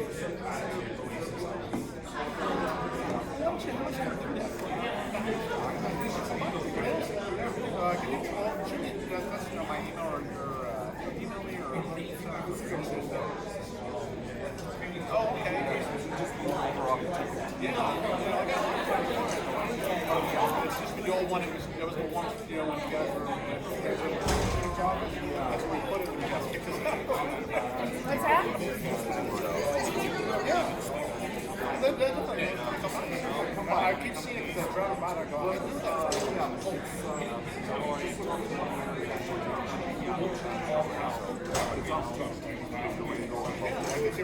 I see it all the time. Because I go to that office not every day, but I'm down there quite a bit.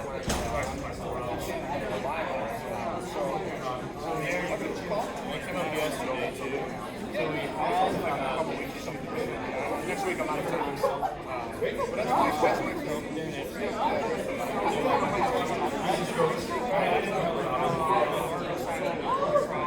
Well, I just want my car right now. I always like, well, I have pretty much the whole South in 20 minutes. I was through the whole South and I gave a promotion back, so I'm back up here. So I have my needs still. So I can do the one where I actually opened one right next door. I put a beach clinic right next door. It's an adult SCI-TBI.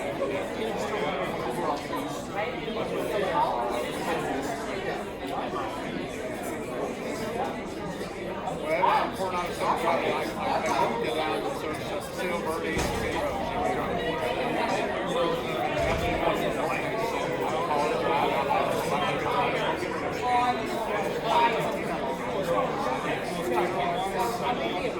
all of it here. All of it here.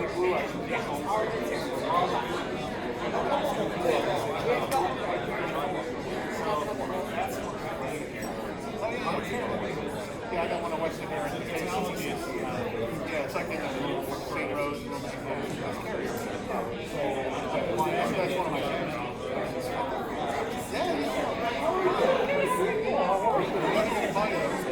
I'd love to come by.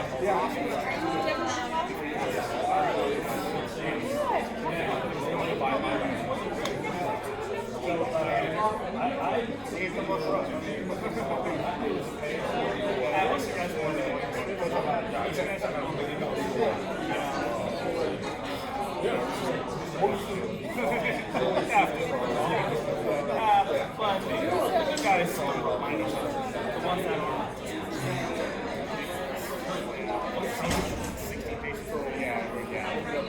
There's a lot of high volume taking practice in Vegas because it's legal out here. Maybe it's like a PT that have like 25 days schedule for high school kids to do the treatment basically. But we don't do anything. Oh, okay. Yeah, so there's a few of us that try to find a good place to go in town. It's informal.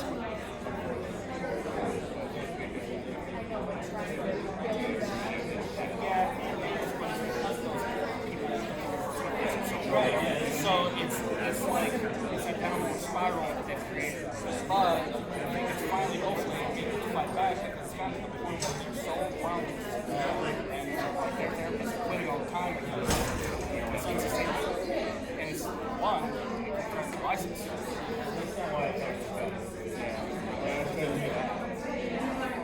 didn't love living in Las Vegas. I wouldn't want I'm sort of, I love living here.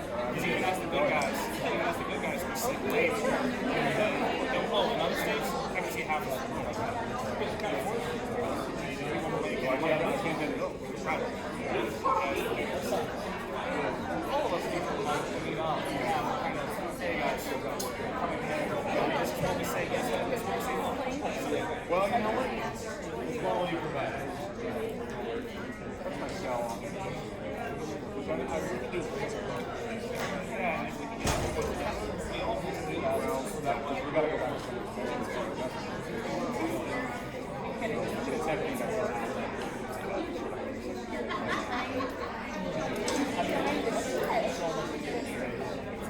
it is, a lot of them don't.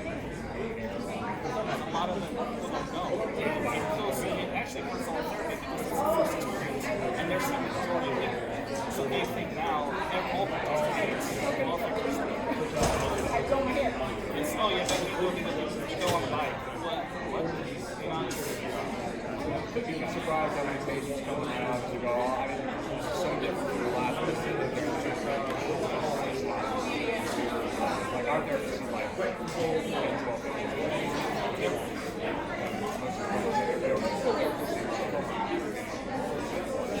yeah, our average is past year was 6 months.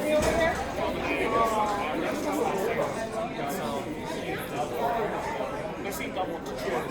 Some I find that's including the guys. They'll see 80,000 a day with 20 other patients.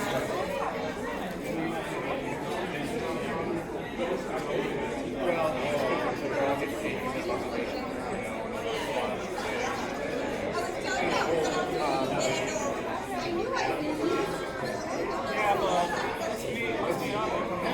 I think it'd be a good thing to make the same. The problem is all contracts are different. What happens is like when the check pump out is before, all contracts are at different times, all this. But it's still saying no based on like, hey, how long are you sitting? They'll overwhelm the guys to get to a point where they can see. And that's what we do. Say no. Okay, yeah, we'll use it for COVID, but it's going to overwhelm them. It's not going to be able to get back on the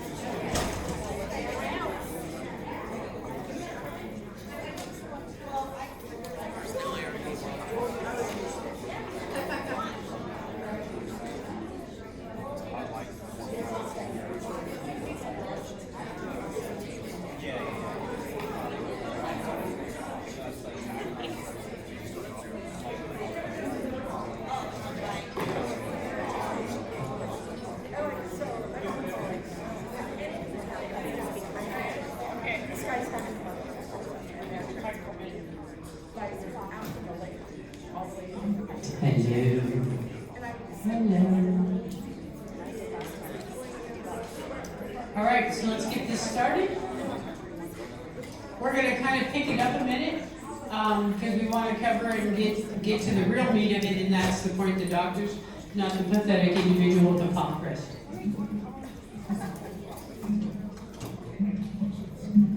So during the break also, I was speaking with some people, and I just want to reiterate or kind of talk about real quick when I asked, Dr. Nisa, do you find denials that happen and things like that? So it is important when you have a staff that they know work comp, your MAs, your schedulers, your people in your office that know how to do work comp, that know that PPRs are super important, that those need to get sent over to the adjuster right away. It's important that your staff knows work comp and knows and understands it and gets those things done.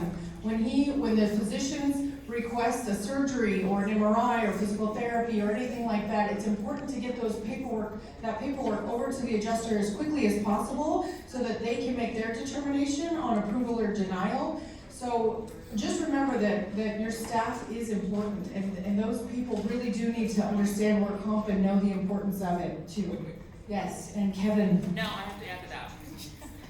Not only if you're going to give the PPRs to the adjusters, but can you please give them to the patient, the individual patient, because they have to, well, if they're unrepresented, I have no idea what they're doing, but if they're represented, they're supposed to give them to us. Then we are kept up to speed in real time as much as we can in regards to what is recommended, and we can do our thing on our end. But we tell people that they must ask for them, but certainly if the doctor's on the panel or that are listening to this, if you could get it to the injured worker too, because it helps. So when I schedule or when I teach my physicians and clients how to take care of work comp, I ask them 3 questions, right? Who is the adjuster? Who is the attorney? And who is the nurse case manager? And all 3 of those people need to get all of your information. This is a group effort for all 3 of them. So when your PPRs get sent over, all 3 need to get it. Adjuster, attorney, nurse case manager. Same with the reports, same with the authorization request. Because what sometimes happens is those authorization requests go to the adjuster, and sometimes it is the 5 days. And by that time, the attorney's office has already gotten that authorization request, and they too are reaching out to the adjuster saying, hey, can we get something approved or denied? We got Brenda back there. And we have a question online. And I don't know if there's any of the doctor's offices online that are, because they're not here today. Several physician offices have hired work comp liaisons who do not work in the office, so they are no longer even providing a PPR to the patient. It takes a week to get anything out of the office afterward. And if you have any questions, I'll tell you which providers they are. But they literally will say, I have no time today because I'm in clinic, so I'll get to it when I get to it. And I am emailing them every single day. I am calling the office, and they literally will not give the patient a PPR. They do not give me a PPR. And if they're asking for PT or they're asking for anything else, it can take me up to 10 days to get those orders. And so the patients, everybody's frustrated because nothing's happening, and it's the physician office that now is no longer providing those, and they feel like they don't have to. Well, you know what? You can share that with the administrators because we pay the bill, and I won't. Do we have a question online? Somebody online, if you want to unmute yourself and ask your question, I think it's Yvette. I also am sorry for all those who sent me texts. My phone was put away. Anybody online? Go back to Brenda and Christine. Yeah, I will. Is it Yvette Bolden? I just want to piggyback off what Cody just said. It makes it extremely frustrating for us as the employer to ensure what we know, to know what that patient's return to work restrictions and work status is. So we're sitting here blindly, team member goes, yeah, I went to the doctor, but they didn't give me any paperwork. And we have to have provide a signed written offer of light duty within so many days. So without it, we're stuck. And I tell my people, go by the previous restrictions that we have until we get the new PPR at this point in time, because that's all we can do. And the team was like, well, I was released to full duty. Well, without that paperwork, I can't let you go back to full duty till I know for sure. Right there. Well, I was just gonna kind of go back on a little bit provider side too. So, gotta talk on the provider side. When Dr. Maciel was saying, things that they get are things that they recommend, and I understand the processes of where we're waiting, what has to be done, because everybody has their part that's overflowed or unflux. But once the patient has gone from OC to Dr. Maciel, he's going to the specialist, they're going to the specialist for the reason. And Dr. Maciel says, I don't necessarily need the diagnostics to know this is what my plan is and this is what I wanna do. And on the back end, as all the other parts that have to be done, there are everybody else's requirements, the time that lapses and goes by, he didn't send him to a dentist for the wrist. They already came to the specialist for a reason. So what that specialist needs, whether he can do it without the records, whether he does it without diagnostics, how does the understanding come in as far as a physician, their responsibility of doing the best for the patient, and things not being drug on so long that ultimately do end up at a rating for more money in the end. I mean, the large amount comes at the end. We're managing up front, right, reserves, and do they really need it? And I can't even tell you, having always knowing with the ISO, you know, when you have to do your checks, there is, I'll wait till after Dr. Nicole talks about the PPs to go into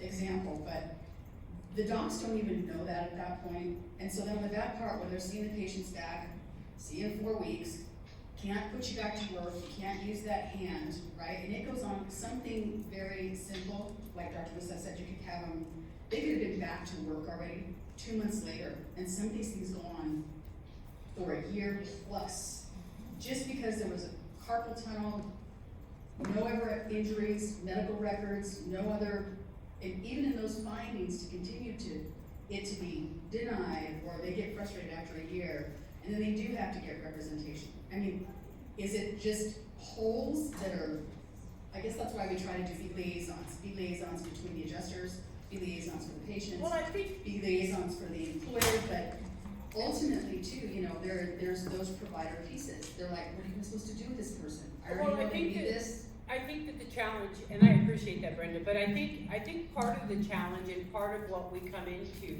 is, am I in the right place? It would benefit us greatly if physicians would say industrial versus non-industrial. Because a physician isn't an adjuster, so they're not thinking that way. They're looking at a whole person going, okay, they've got carpal tunnel, this is what's going on, or they've got this. And I don't know, it would just work better if they said, you know, this is clearly industrial related versus this is not industrial related, but maybe this is, you know, like I happen to be a diabetic.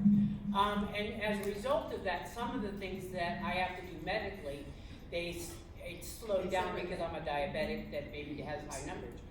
So it's important if they just separate it out. That would help us immensely. Yes. And I'll chime in on that for a second, right? So my specialty is actually occupational medicine, right? It's its own specialty. We like that. Quite rare, right? So when you go to an urgent care that does, quote, occupational medicine, it's in quotes for a reason, right? There's very few people in the country who have the kind of training to opine on occupational issues. What Anna's getting at is causation, right? So we didn't get too much into it earlier because we were worried about getting a diagnosis, right?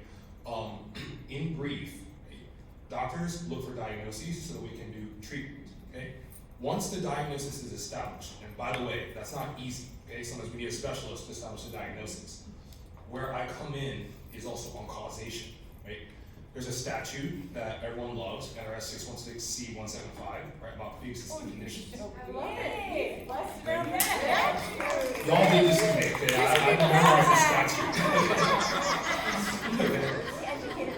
So the long story short is, right, causation comes after the diagnosis. And the diagnosis is not always established in the beginning, and sometimes it takes forever, right?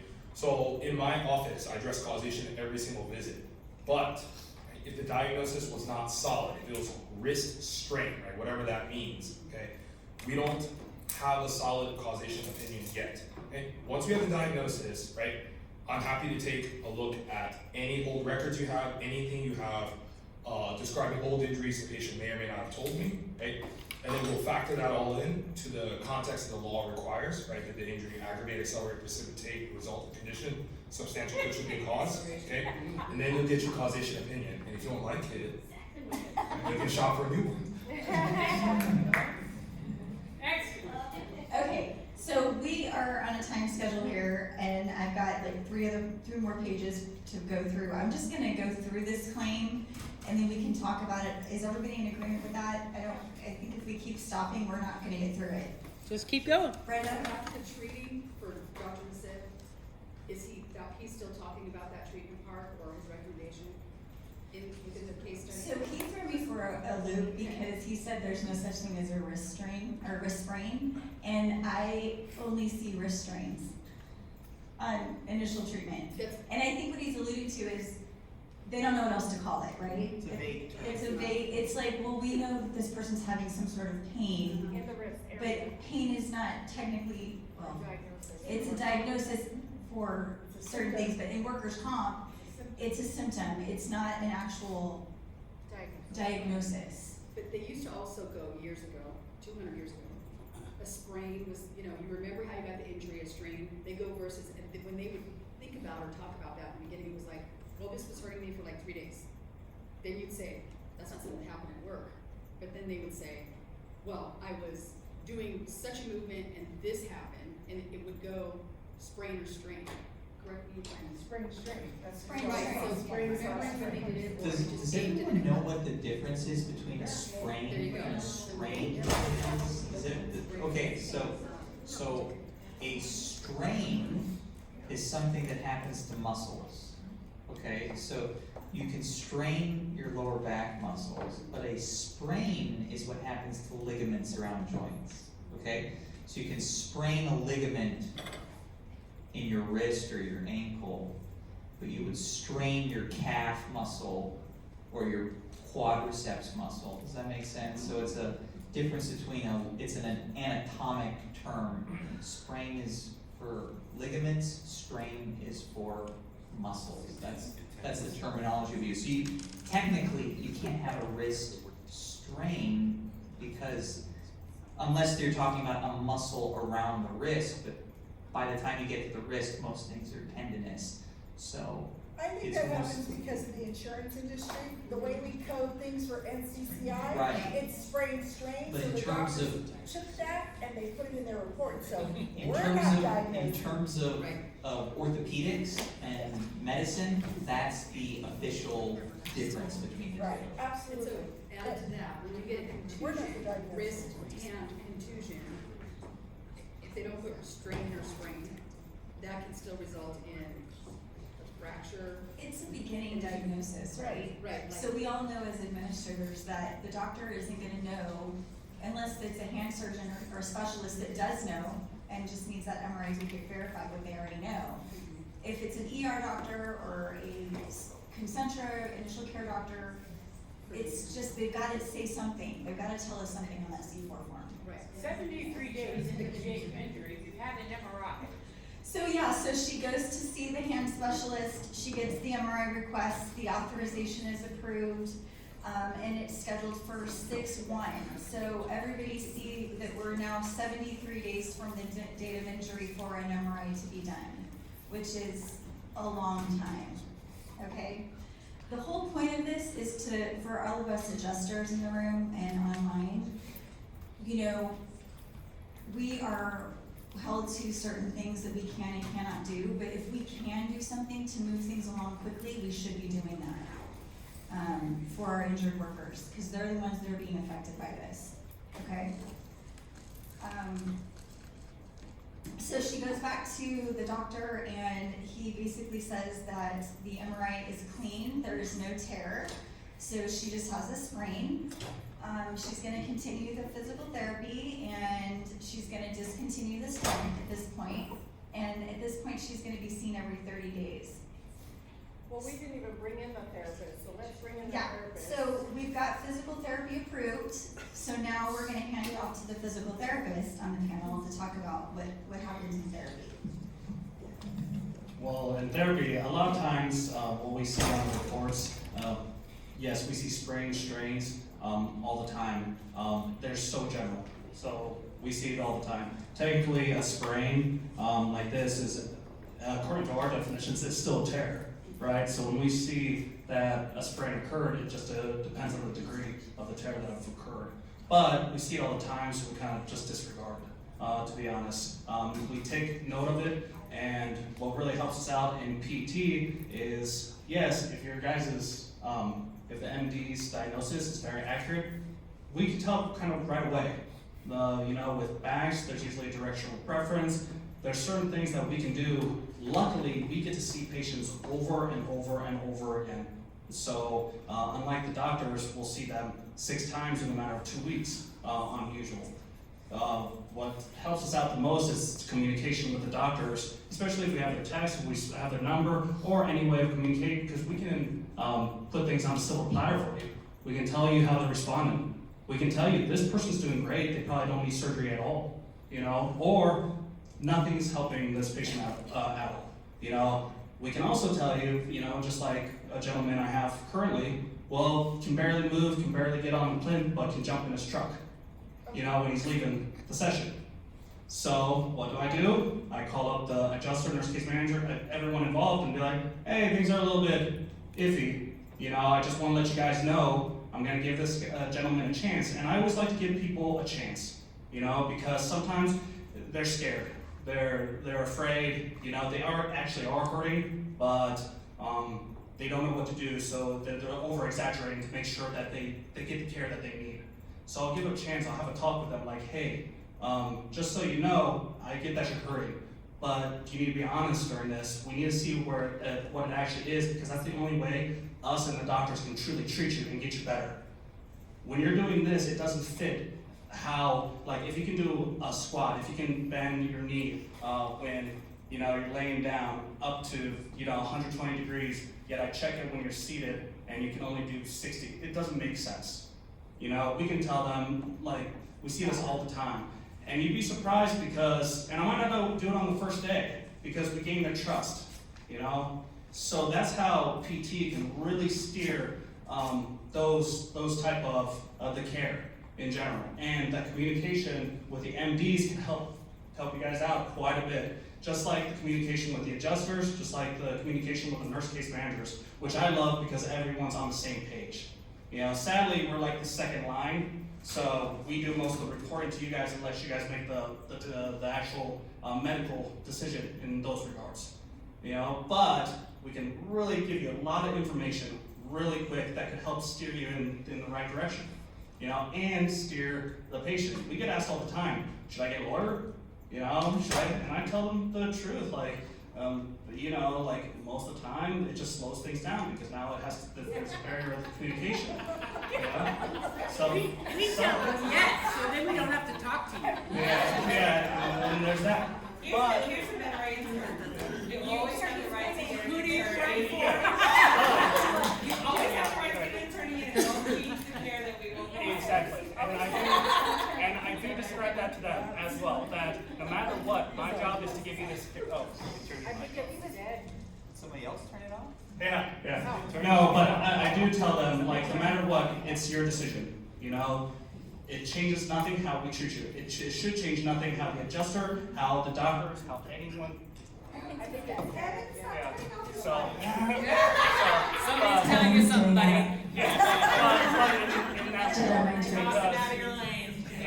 But yeah, and that's the problem we come across is you got to make sure you don't talk out of your lane. So that's why I do leave it open, you know, for them. And it's a lot what the patient is going to do at that point that steers them. Either yes, they're going to, you know, be more honest. If it's most of the time we don't have them lingers, but when we do, sometimes you'd be surprised how much that can shift them in the right direction to them getting better and actually truly helping them out to, you know, them doing the same path that's not going to help anyone. It's going to prolong care on all aspects. So online it says, as a PT, do you send the physicians your medical recommendations? So workers' comp here in Vegas, at least, I will call and tell them what I see objectively, you know, and what I see as far as, so no, I'm not going to say something like, at least on paper, I just, you know, say, hey, this person needs an MRI. That's out of my scope again, you know. I'm giving the doctor the information to decide whether, hey, this will likely benefit from this or this will not. You know, so we got to make sure we stay in our lanes. And so I give them that information that helps steer them in that direction. Yes. Nice save. I've seen physical therapy, maybe not you specifically, but I've seen physical therapists before they get to a specialist say this guy needs to get into a specialist right away because they are identifying something on that person that's not right. So we've seen that in the past, and I know that some adjusters may agree that we've gotten that call from the physical therapist saying, you know, they're at the initial care place still, and we really see something wrong, and you guys need to get them moved. And so when we see that happening, we get those calls, we need to move quickly, because they do see things that we're not seeing. They can't hear you online. It's gonna die. Thank you. This is dying now. This is almost dead. Well, we're just keep trying. Yeah, Okay, so I'll as keep far as the trying. diagnosis, no, I won't give that, but I will call the adjuster, I will call the physician, saying if something's like, a little more serious of a situation, so that way they can get it fixed quick. That's based on your exam or whatever.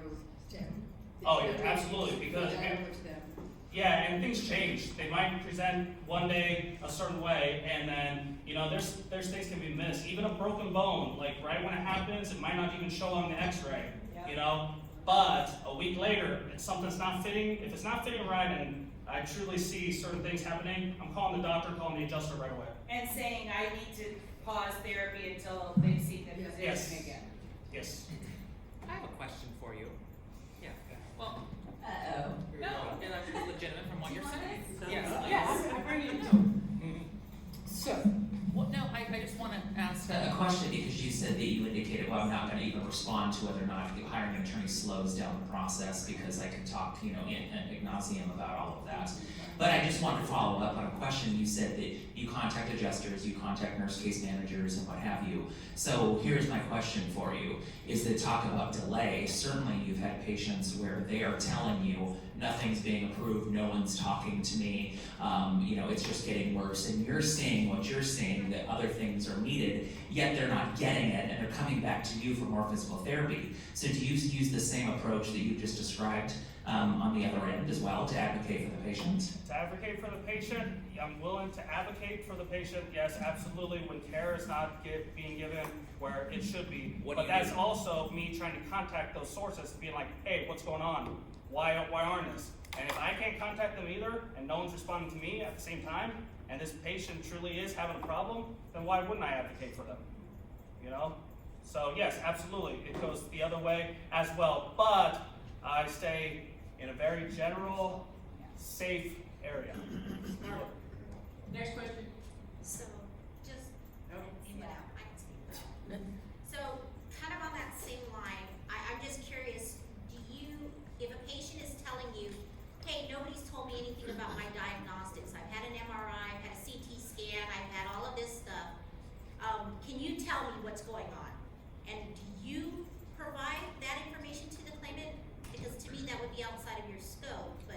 It is outside of the scope. If I have the information that's written on the paper that they actually have, I can read it, you know, and like do that. But I always tell them they have to go to the physician, you know, for those.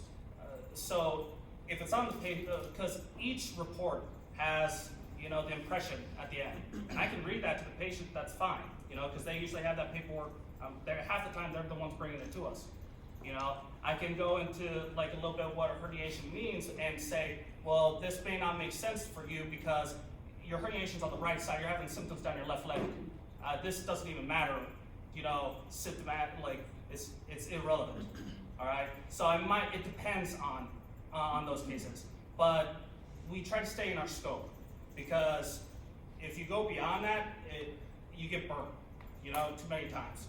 And if there's something going on with that, then I contact the doctor and be like, hey, this patient, they still haven't heard back. I try to give let the doctor even know. There's sometimes I'll even call the doctor, hey, this patient was mad that they waited in your office 3 hours, just to let them know, kind of give them a heads up. But on those where this patient doesn't have a clue what's going on, this patient's wanting to, give representation, all these things. I just let everyone know, so it's out in the open, that if you open up the communication lines, things move faster. Okay. On both sides. Let's take you off the racks and keep going. Okay, so I'm going to just get through this so I'll talk about it. Go back here, sorry. Okay, so PT is scheduled. We've had a holiday. We've had a holiday, okay. There's an HO notice that is received by the hearing office. And we're gonna go quick over this because we don't really, we're not gonna go into Yeah. the litigation side of it. Right, we're just, so I'm kind of just trying to go through this, it's a lot to get through. So the follow-up with the ortho, the claimant's not progressing well, she's not back to work yet, she's, even though we've identified there's nothing on the MRI that's surgical, she is not progressing well, so he then refers her to a PMR, and to continue the light duty and physical therapy. So I won't go into litigation portion of this. So, the PMR TOC is approved, okay, they then recommend maybe some injections to the right wrist. The claimant continues to complain of pain and problems using her wrist. She is approved for injections. The adjuster discusses the claim with the employer. The claimant is still out of work and they have to replace her if she does not return soon. So we've gotten to the point where the employer is like, hey, we still have business needs, guys, and we have this person out and there's nobody doing her job. We've got to overwork staff because they're now trying to get this person, Okay, now it's not going back on. Yeah, it's good. We're working on it. There it goes, okay. So the employer has needs that are being met. The employee's out, has been out for 6 months at this point, which is crazy. For a sprain, excuse me. This is just not gonna work. Nope. Can you guys hear me okay? Yes, Okay. talk loud. Okay.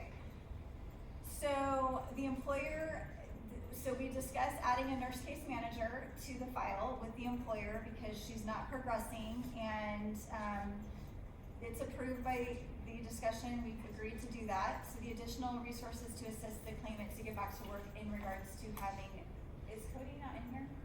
Nope, she started hearing you. Okay. So the nurse is added to the file. They do refer a nurse to the file at that point. PM&R is scheduled for the injections. The nurse case manager contacts the PM&R office and asks to schedule a next visit because we were not clear on the next visit. So that is scheduled for after the injections. There's some more litigation in there. The employer calls the injured worker and tells her that they have to let her go if she can't come back by the middle of the month. They must have someone to replace her. They don't have enough staff to cover anymore. She's told that her position will terminate as of October 15th if she cannot return. This happens all the time. I don't know if everyone knows that. But some employers don't have the luxury of having many employees that work for them. And if they don't have, the housekeepers, they don't have the rooms cleaned, they can't get their business going, they have problems. So they'll just say after a certain amount of time, we're just gonna let you go because we gotta get somebody in here that can do the job. Keep going. Okay. The nurse case manager is present outside of the room for the doctor's visit because she is represented by counsel. Most attorneys will not allow the nurse to be in the room with the doctor and the claimant. So she usually will wait for the doctor after the appointment with the claimant. The injured worker and the doctor are in the office. The injections went well. She is feeling better. The claimant is asking to go back to work. She understands that she has been off for quite some time and she is worried she will lose her position. The hotel has mentioned that they have a business need and the claimant's position may have to be filled. Okay, we talked about this. But she has been off for 190 days at this point from her job. Miss Grace. She is stressed out. She didn't want to be out of work this long. She is a single mother and she needs her job. The doctor discusses with her what she does for work. Can she use her right wrist safely? She has had some results with the injection. He states that he will release her back under full duty as a trial period. She's released to this as of 10/4. The injured worker calls her employer. She said she has the full duty release and wants to come back to work. The employer allows her to come back to work full duty under the trial basis, and she returns. Thank you. The injured worker is once again lifting bed mattresses with the sheets, and she re-injures herself. How many times does this happen? It happens all the time. The right wrist, she leaves work and reports the reoccurrence to her employer. The employer emails the adjuster that the full duty trial did not work, that the employee has re-injured herself and is left to go home. The adjuster then contacts the nurse. Please contact the claimant and get them back to the PMR for evaluation. The adjuster waits for the nurse case manager to schedule the appointment. Claimant cannot be contacted to ask what happened at the re-injury. You're trying to get a hold of her. I'm using you, Cody, because you're in the room. The nurse case manager is not allowed to contact the claimant to talk to them about this, so she has to actually go through the attorney or the adjuster to have a conversation with the claimant with permission. So they're under the same rules as we are as adjusters. Once they're represented by counsel, we cannot speak to them directly. So understand all of that. Without permission. Without permission. And Kevin is really good about that, but not all attorneys are. Some of them are very strict about it, so we have to be very careful we ask for that permission. Okay, so the PM&R has an opening, gets her in for reevaluation. He orders another MRI. Did something happen with the reoccurrence? So the modified duty returned to clinic pending second MRI. A lot of acronyms here. Please stop me if nobody understands what I'm saying. Okay, so TTD is reinstated. The employer is still unable to accommodate that light duty. So the position of the employer is, okay, we thought we got her back, but just kidding. She had another incident and now we cannot bring her back. We still can't bring her back. So the MRI of the process, we process the second MRI. We schedule this all over again. So all over again is starting to get them back through an MRI, to get them back to the doctor. Did the doctor review the MRI to find out what we're doing? This can be another 2 weeks in some cases, longer, depending on the scheduling component of the doctor's offices. And then the second MRI does find a small tear. So she is now she sustained a tear. So doctor, would you comment on how you could go from a clean MRI to maybe a reoccurrence, and now we have a tear? Well, so a tear is seen on an MRI in a patient who basically went from a near normal MRI to a tear in a time frame of basically being off work, then has a re-injury, and then has a tear. Realistically speaking, you have to attribute the tear to the likely culprit, which is going back to work and lifting the mattress. So the tear doesn't really have another good reason to be there, okay? Now, with that said, an MRI is not a perfect examination. It could have been there on the previous MRI, and it was just missed.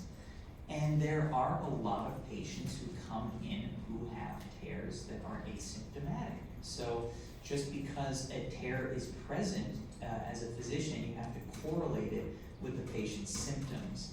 If her symptoms of wrist pain don't correlate with the tear on MRI, then from a surgical standpoint, me going in and either repairing or debriding that tear isn't going to do anything for that patient. So you really want to correlate the exam findings, the MRI, and the symptomatology. And those are the patients who, if they do come back with a tear months later, you could really help from a surgical standpoint.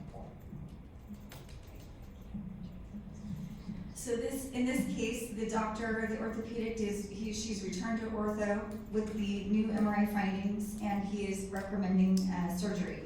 And then we have the surgery, but we're all the way in December for that. There was a reoccurrence, so that makes sense. She does an orthopedic follow-up after the surgery. She's in recovery with surgery in the right wrist. And so At this point, the doctor, if you look at that time frame from 125 to 4/1, she's in recovery, okay, from her surgery, and now we're to the point where we need to identify whether or not this person can go back to her job as a housekeeper. And so at that point, the doctor would potentially order an FCE. Would you like to talk about that?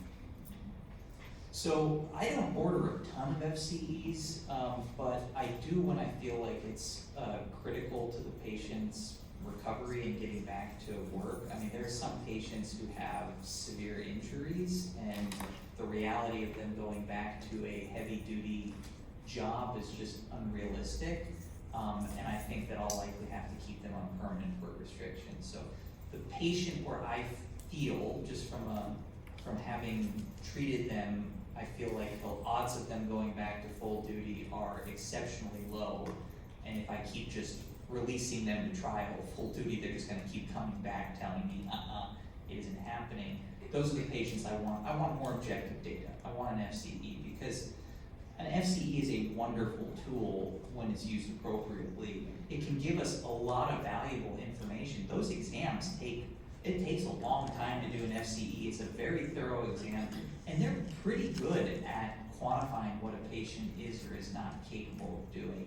So, I mean, obviously in this type of an injury, it'd be unlikely for me to order an FCE. This is not the typical case where I order an FCE. I think the odds of a patient going back to full duty are pretty high in this type of an injury. But when I feel like the likelihood is low, I think it's a great tool to kind of finalize their care. Would you like to talk about FCEs? Yeah, FCEs can be a great tool as well, and half the time it can show the patient that they are capable of going back. Sometimes they don't even know it themselves, and through the FCE, it actually convinces them like, no, actually I did that test, okay, I feel fine, and I'm ready to go back. You know, so it can be a valuable tool in that sense as well. Or if you have someone who's malingering, it also, you know, can help point those if there's any inconsistencies, you know, and then that's what would just be seen on the test. I have a question online for PT.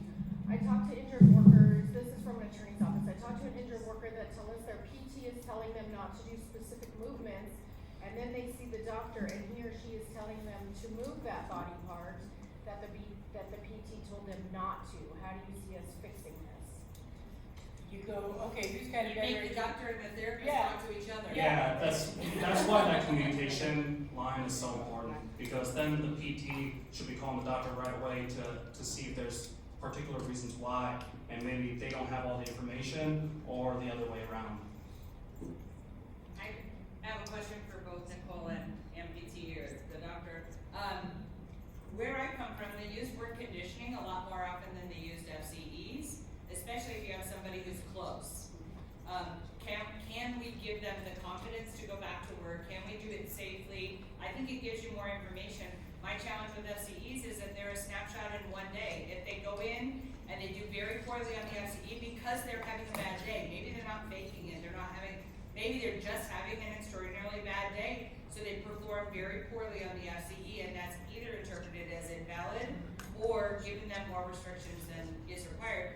Or in reverse, you have a patient who's given their full effort and they come in and they're having an extraordinarily good day, and they do blow out the FCE and they're full duty, except that they aren't really ready because of a certain, like, I've seen it go bad either way, either unfairly to the client or to the patient. And so, is there a reason that we don't use work conditioning around here as often as it could be helpful? From my perspective, I really like work conditioning. When I order it, it does not tend to be readily approved. I just think it's out of style. Yeah, but it's so. No, I'm not saying it's right, but I'm just thinking that most of the time now, we have a section of adjusters that don't understand it, so they don't get it. There was, in the past, some practices where they did work conditioning, but it really wasn't. It was just more PT every day. So I agree with you, I think it's a great thing, But the work doctor hardening agrees. programs are, 2 to 3 days a week, 4-hour days. Right. If somebody is at home and they're not working, this also helps them to get back into motivation. And of work going conditioning to a versus hardening. facility Right. every Right. day. They're actually Work training them hardening with their job requires description for what they're gonna be doing at work. I mean, it's very hands-on as to really getting them ready to go back to work, right? It's a great idea, I think It it makes makes them feel We do confident. have those right now. I have a patient right now, and half the time, like before they're even done with the program, they're like, I'm ready to go back. I'll call the adjuster, hey, because it's like 4 hours a day. Half the time they're like, okay, just send me I back don't to work. work this You hard. know, I wanna go back to work. Just give me back. Let's go, Sandy. So I tried to do that with firefighters. I actually, honestly, No, you for can't sure. go from 0 to 100. No, you can't. 100%. And they do, they work 24 hours, Yeah. and if you're at Station 18, you're doing 1,000 calls a month. Right. And you can't go from a shoulder or a knee surgery to, that kind of work. And so I actually went out and I met with the therapist and I brought them out to the training center and I showed them the things that they lift. And I even offered them all of the old stuff that we throw away, and nobody wanted to do work hardening. Oh, we'll do all the work harder than we want. No, to be honest, we've been like trying to do it more and more, but the problem is that we get is it getting approved. Yeah. Right. That's the hard part. Are you, So we're so gonna- that's where we need to help with the attorneys and the adjusters and the employers, like everybody has to work together, but I've seen so many patients here that would have benefited more from a work conditioning than let's just do an FCE and cut them off. It would save you money and save the patient. Does an FCE differentiate between limitations caused by the industrial injuries and those caused by non-industrial causes? No, they do not. Right. So, but we do make comments on where the pain is when they were doing that certain activity. So yes, this was, if they're short, but they're actually complaining of the back pain that had nothing to do with we will comment on that. But no, it's still going to give them a general functional capacity, so it does not take that into account. Moving on. Okay, so this person did go through the FCE, the permanent restrictions were outlined, and she's MMI stable and rateable. So we have 30 days as adjusters from the date we receive your stable and rateable to schedule the PPD. So, everybody knows that, right? Okay. We have to fill out a form, there's a whole bunch of things we have to do, get the records ready, get everything moved over, and then we get the scheduling back from the DIR, or we've agreed with the attorney to a specific doctor that we'll have the PPD with. And then it's scheduled, and then they attend the visit. Sometimes VR benefits kick in, it depends on if they have permanent restrictions or if they're full duty. But in this case, she is gonna have both. She's gonna have PPD and the voc rehab benefits, which we won't get into voc rehab because that's outside of the doctor. But the ortho reviews the perm restrictions, so make sure we're sending those perm restrictions back to the specialist or the treating physician to make sure that they've signed off on those restrictions being appropriate. And then they move into the PPD. So with that being said, I will hand this off to you. He thought you would never get to it. I know. Listen, he's got to throw it up at the end. Well, as she said, this is the end. And as a rating examiner, as a rating examiner, this is what we see as the common scenario. We have the luck of kind of hindsight. We get to look at a case at the end, and we see all of the problems throughout that entire case. And I've done thousands of these at this point in time. And when I say this is the common scenario, it really is the common scenario. It's very rare to see somebody move expediently through the medical process and finally get the treatment that they need. And it's nice to actually understand why. I don't, as a physician, I don't understand why all of these delays happen. I just see it, and oftentimes I look at it and go, well, I don't think we would be here if these things didn't happen. And I think there's a lot of things to kind of opine to that. Number one, we talked about it briefly already, is that we need a good diagnosis. If you don't have a good diagnosis, what are we treating? It doesn't matter if you're an orthopedic surgeon, a physical therapist, an occupational medicine doctor. If you don't have a good diagnosis, you're not treating the patient appropriately. So these garbage can diagnoses that patients get they're not necessarily helpful. And I think what's also not helpful, and I don't want to get, rotten fruit thrown at me, is when either side becomes entrenched in this diagnosis and unwilling to change. And I think the docs already talked about this, is that the diagnosis is a working diagnosis, and we need to advance that diagnosis. But I get PPD reports all the time that very specifically say, rather insane things, like I need to rate the cervical spine minus the ligaments, tendons, muscles, and cartilaginous structures. And it's like, how did we get here? What am I rating? Am I rating the arteries of the neck? And you're trying to eliminate all these things. And if you're doing that through treatment, you're not allowing the patient to get the treatment that they need. And when they don't get the treatment they need, we have a poor outcome. And don't do that. Don't do that. Do not direct the PPD doctor on how he does his job. Do not do that. Okay, that's all. So it's important not to do it to me, but it's also important not to do it to them because you end up with a poor end product. And there's a couple reasons why we end up with a really poor end product. Number one, we talked in this case about a tear. Okay, I don't know where this person had a tear in the wrist. I don't know how that applies. It just says tear. It was possibly missed on the first MRI. Maybe we sent it to an MRI facility that has a subpar magnet and didn't pick up things really well. Maybe it just got in between slices. Maybe it just gets missed. MRI is not a perfect technology. We see it on the subsequent one. Now, what really stands out to me is why this person got injured in the subsequent injury, and it's because we had this long period of time of sedentary activity. You take anybody, I don't care, people in this room that aren't even injured, I make you be sedentary, and then I force you to go back to full duty work, you're likely to get hurt. So we have this long period of sedentary activity, and now we have a tear. Maybe it was there before, maybe it wasn't, but now we have a surgical case when we didn't, because we've delayed, we're sedentary, we've taken them off of work, they're off duty, they haven't had any PT, they haven't had any work conditioning, and now we have a worse outcome. We probably never would have gotten to a PPD if this person had just quote unquote strained their wrist. I wouldn't have gotten there if we treated them appropriately and expediently. The second thing to really notice in all of this, and I think this is important for the attorneys in the room, is that lack of access to care. I can tell you, of the thousands of PPDs I've done, just about everybody tells me when they have an attorney, I had to get an attorney because I couldn't get care. I'm not saying that's true. I'm not pointing the finger at anybody in this room. That is their perception. That's why they drive by 10,000 billboards and finally pick up the phone and call somebody. I'm just giving you that information, not blaming. I'm telling you that's why they end up there, is they're frustrated and they now want somebody to do something. And that's where they end up there. So there's a lot of things that you guys can do to mitigate this stuff up front. Don't, as much as you can, I can't say don't let them be off duty, light duty. When we look at permanent disability, putting somebody off duty is the number one indicator that's going to send them to permanent disability.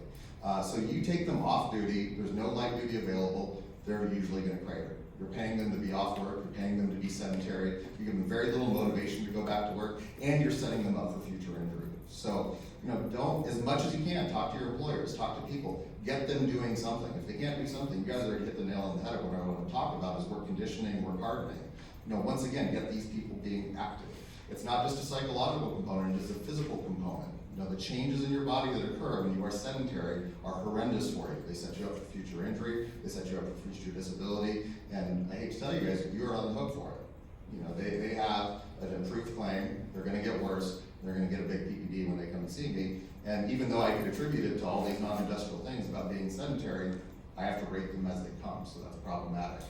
The last thing when it really comes to PPDs is that I think what everybody needs to understand is that as us as rating examiners, we have to go through and utilize the guides as they are. And the guides are sometimes in your favor, sometimes not in your favor. Sometimes they radically overrate people, sometimes they underrate people, but we have to use them. This is what we've agreed upon using. Secondarily, we have to examine the patient and go with the things that we find. We can't always just dismiss everything because we have one PT note from 6 months ago that says something different.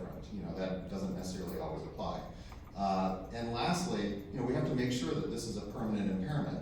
And that those things are anatomical, they're functional, and that's how we kind of rate them. We say, is there an anatomical change? That's why we need that good diagnosis. If we don't have a good diagnosis and good imaging, we can't always apply an anatomical impairment. If there isn't an anatomical impairment that's indicated, then we have to go to functional impairment, which is range of motion.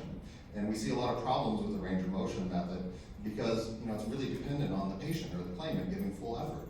It's also dependent on the doctor giving good instructions. If they give poor instructions, stop moving when it hurts, that's not an appropriate instruction because we don't rate pain in Nevada, we rate function. We need to see how far they can go without further injuring themselves, and we need to know their functional limitations. So set the PPD examiner up well. Set us up well with a good diagnosis. Don't try to limit us with a bunch of things. Set us up with a good path to care. Keep these patients from being sedentary, get them back to activity, and they're going to have less impairment. My understanding, I'm not a claims adjuster or an attorney, but oftentimes, especially a large impairment, that's the biggest financial pitfall in a case. And I think a lot of times, like I said, this is the common scenario that we see. You're setting them up for a large impairment, just through, the measures that everybody has to take to get them to the finish line. So, I'm coming. I find it shocking that you didn't start without. It's me. Yeah. It's me, I'm always gonna say something. I think the one piece that, as we go through all these and everybody's kind of putting in their piece, we have to remember, and that's my job as a case manager, this is a human being. This is a person with a life who has children and a wife or a husband and kids and other responsibilities. And so it's our job from the very beginning to hold them accountable for helping themselves as well and encouraging them when they don't want to, being able to say, we can't just get to work conditioning and go, now you're gonna do this, or we can't get to the PPD and go, you're gonna get more money or you're not gonna get more money. All the way through, I tell my patients, ultimately it's up to you. What the doctor does to you is not gonna change your status all the way. What a PT does to you is not gonna change your status. It's learning from doing what the physician says, following those recommendations, doing those exercises every day outside of your PT. Those are the things that are gonna make you better because at the end of the day, everyone else got paid. The attorney got their cut, the adjuster got paid for their job, the therapist got paid for their job, the surgeon got paid for surgery, and I'm gonna get paid. But the only one who has to live with whatever you're left with is you. So I need you to put forth all of your effort to make yourself better if we can make sure that you get all the tools available. Because then you don't end up in a worse position because you're the one who has to live with it later.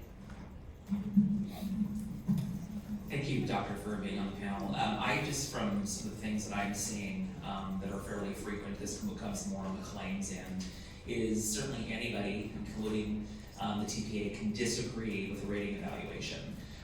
The way that you go about it is what I'm seeing that is most problematic. So you have 75 days to hold it in advance. 75 days is the law. So if you're going to hold anything for whatever reason, I also push back on who's giving you the reasoning for disagreeing with this rating evaluation. Because there's only 2 legally valid PPDs. You either agree on a rating physician or you get off the rotating list. So all of these other methods, no matter what you choose, are not legally valid. And again, you have 75 days to do it. And I'm seeing more frequently than not only are we trying to go in and you're going to a hearing and they have, well, so-and-so reviewed this and said this. Well, we didn't agree to this physician and nor did this physician come off the rotating list. And you have the right to do your own PPD. But then holding it in advance is, I would say, more often than not, exceeding that 75-day mark. And so you're holding money from, like she talked about, a real person, because of your disagreement, which you are, certainly have the right to do. But everyone must follow the law and must follow everything. And so you talk about delay is, you get past that 75-day mark and you really don't have any sort of basis to do anything that you're doing. And we're seeing that quite a lot. What does that mean? Well, I think I think it's important too that when you're getting to that point of the individual getting to MMI, you should have all your homework already done. The problem we run into, or should the only problem be, is when the rating physician comes back and says, hey, this is a 10%, but this guy's had 2 PPDs beforehand, and we were unaware of that. So if that happens and you go, really? And you put it in abeyance, remember that the abeyance says, one, you have to offer what you think is legitimate, because that's the law, and then dispute the balance, and like Kevin said, you have 70 days to dispute the balance. And you can't, we all use other raters to check raters, and that's okay, because we're not raters, but then you can't use that as your witness or as your evidence. If he does a rating and it's a 15, I get it checked and they said, I'm thinking this should be more like a 6. I can't go, oh, you get a 6. You have to say, okay, we need another rating, and either go back to the attorney and say, you know what, this information has come up, we need to do something about it, this is what we're gonna do, and it becomes a mutual thing. Now, is there some misrepresentation or misdirection or whatever? Come on, that's our life. It's not in work comp, it's in the world right now. So, 70 days. If he gives me a rating, I don't agree with it because I've had somebody else check it, then I have one or two things to do. I need to schedule a second rating or reach out to the attorney and say, look, I disagree with this. I'm gonna give you a 6 because that's what I think, but do you want to settle on another rating or do you want me to go off the panel? I personally recommend you go off the panel. And because for the second rating, and the reason I say that is because it's not my favorite doctor, your favorite doctor, our favorite doctor. It's truly, especially with the recent changes in how they're doing the ratings, it's random. Do you ever give it back to the physician that did the PPD? Yes, yes we do. Okay. Yeah, I would actually say giving it back to the original rating physician with the report from the reviewer is oftentimes helpful. I mean, you guys know these raters well, sometimes they're reasonable, sometimes they're not, but if it's a math error, send it to them. You know, point out the math error and say, hey, listen, you calculated this wrong. Right. And get his opinion and save everyone a lot of heartache. Right. If it's a methodological error, you know, and then now there's a big disagreement on what applies, that might be a little bit more challenging, but sometimes they're gonna also agree. And I don't know, what's the worst that can happen? You give it to the other rater, he doesn't agree. Does that have any more or less weight? I don't actually know. You'll probably end up at another rating anyways, but I don't want to opine to that. But I think giving it to the original rater is important, and I can tell you as a rater, when I've made mistakes, I do like the fact that someone pointed it out to me, and I can just correct it, and we move on with life. And we're all human. You know, sometimes I transpose numbers, I do math wrong, you know, hit the wrong button on the calculator, something happens. So just show me I made a mistake, and oftentimes we can fix it. So what are you saying happens? Are they not giving you the PPD report within 70 days? Is that the problem or what? No, they're just not doing anything in 75 days. They're not sending anything to anyone, they're not getting, I mean, there's a mixture of it, but primarily, no, they're doing nothing. They're saying we're holding an abeyance and 75 days goes by. Why? Why are they holding it? Because they don't realize they need to offer what they don't disagree with. They need to make an offer. Yeah, Okay, the rating physician that does the rating is not sending the rating to you guys. That's the company. Oh, the adjuster. The adjuster. It's not the rating. And I just wanted to say, going off the rotating list these days with all the changes, you're getting a lot of doctors who are not in this community. They're not like the doctors that we all know and trust. And it's not a great idea. If you can agree with the injured worker, if you can agree with the attorney, if you can do that, you're gonna get a report that probably everyone can handle and deal with. We're getting them from all over. These people are coming in from everywhere off the rotating list, and you do not know what you're gonna get. Some of those names I haven't. Yeah. Some names I haven't even heard of. Easier to agree, more reliable. Oh, okay. We'll come back. Yes, that's correct. Okay. Dr. Nicola, would you comment on, of course, there's still a lot of doctors that contact myself asking, can I apportion 40%? Can I apportion 60%? You can't do that anymore in law. A lot of doctors, and certainly the justices aren't aware, but it changed law about 2 years ago, Kevin. And if you can comment on that, in this case, this is an apportionable case. It makes it easy. There's a 5% prior apportion, but if you could opine on that, how we're often lacking records of surgery, which is very, very important, just without doing an addendum, and also prior records, and especially proper apportionment. And you get both sides. Why can't you do a percentage? Like, we can't do that anymore. And I think that's critical too, because that's the other thing that I think Kevin's running into too, is I know that there's another rating somewhere, but I don't have my hands on it. That's my problem. It's not the injured workers, and it's not the doctors, it's not the attorneys. If you don't have that information in a timely fashion, oh well, you lose as an adjuster. because you cannot hold it going, well, I know somewhere, and particularly with how much we've shuffled in this world, old PPDs are hard to find. I'd like to say the DIR has a whole stack of them, but they don't, and they can't recreate it. And so if you don't have that PPD, again, like the doctor says, you can't just say, hey, look, he had a prior, let's apportion it. It's not like that anymore. You can do standing x-rays with cages, etc., and say, okay, based on it, it would have. But for real, if you get into apportionment, you better have the documentation up front. Not a he said, she said, I said. Yeah, so for apportionment, this is always a hot button issue. We have to have medical evidence. If we don't have medical evidence, then we can apportion nothing. Then that, like she was saying, you guys lose as an adjuster. We don't have any evidence to do anything with. If we do have a previous PPD, that usually simplifies things, but it's not always 100% clear. We need to make sure it's in the same edition as the guides that we're currently using. We need to make sure that it's applicable. And then lastly, if we don't have a previous PPD, this was a personal injury, a car accident, something else that could be rateable, we have to have enough information where we can go back and retroactively rate that person. And if we can retroactively rate them, then we can apportion it from the current rating.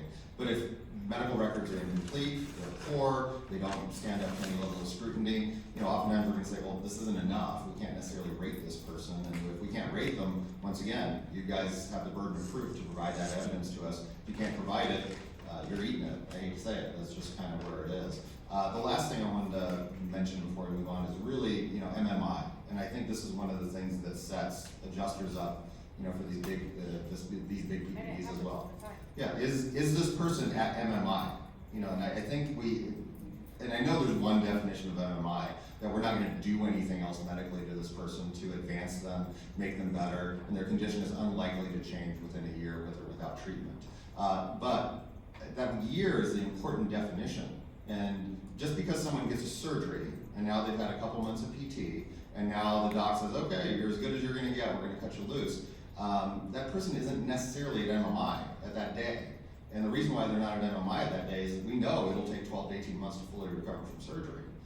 But we're rating them 3 months later. You guys are wondering why you get big impairments, is because there's this, big time gap between reality of healing and when we actually did the impairment. Now I understand there's time constraints for when these things need to get filed and get done and get wrapped up, but that's a problem. And that's a problem for us. We see somebody, okay, I just did a case the other day, the person had post-traumatic adhesive capsulitis, frozen shoulder. They were in the midst of frozen shoulder when I did the impairment rating. I mean, this is insane. This is insane to do an impairment rating in the midst of frozen shoulder. They're gonna get a massive impairment rating. The adjuster actually said, is this fake? Like, no, this person has frozen shoulders. This is actually really where they're at.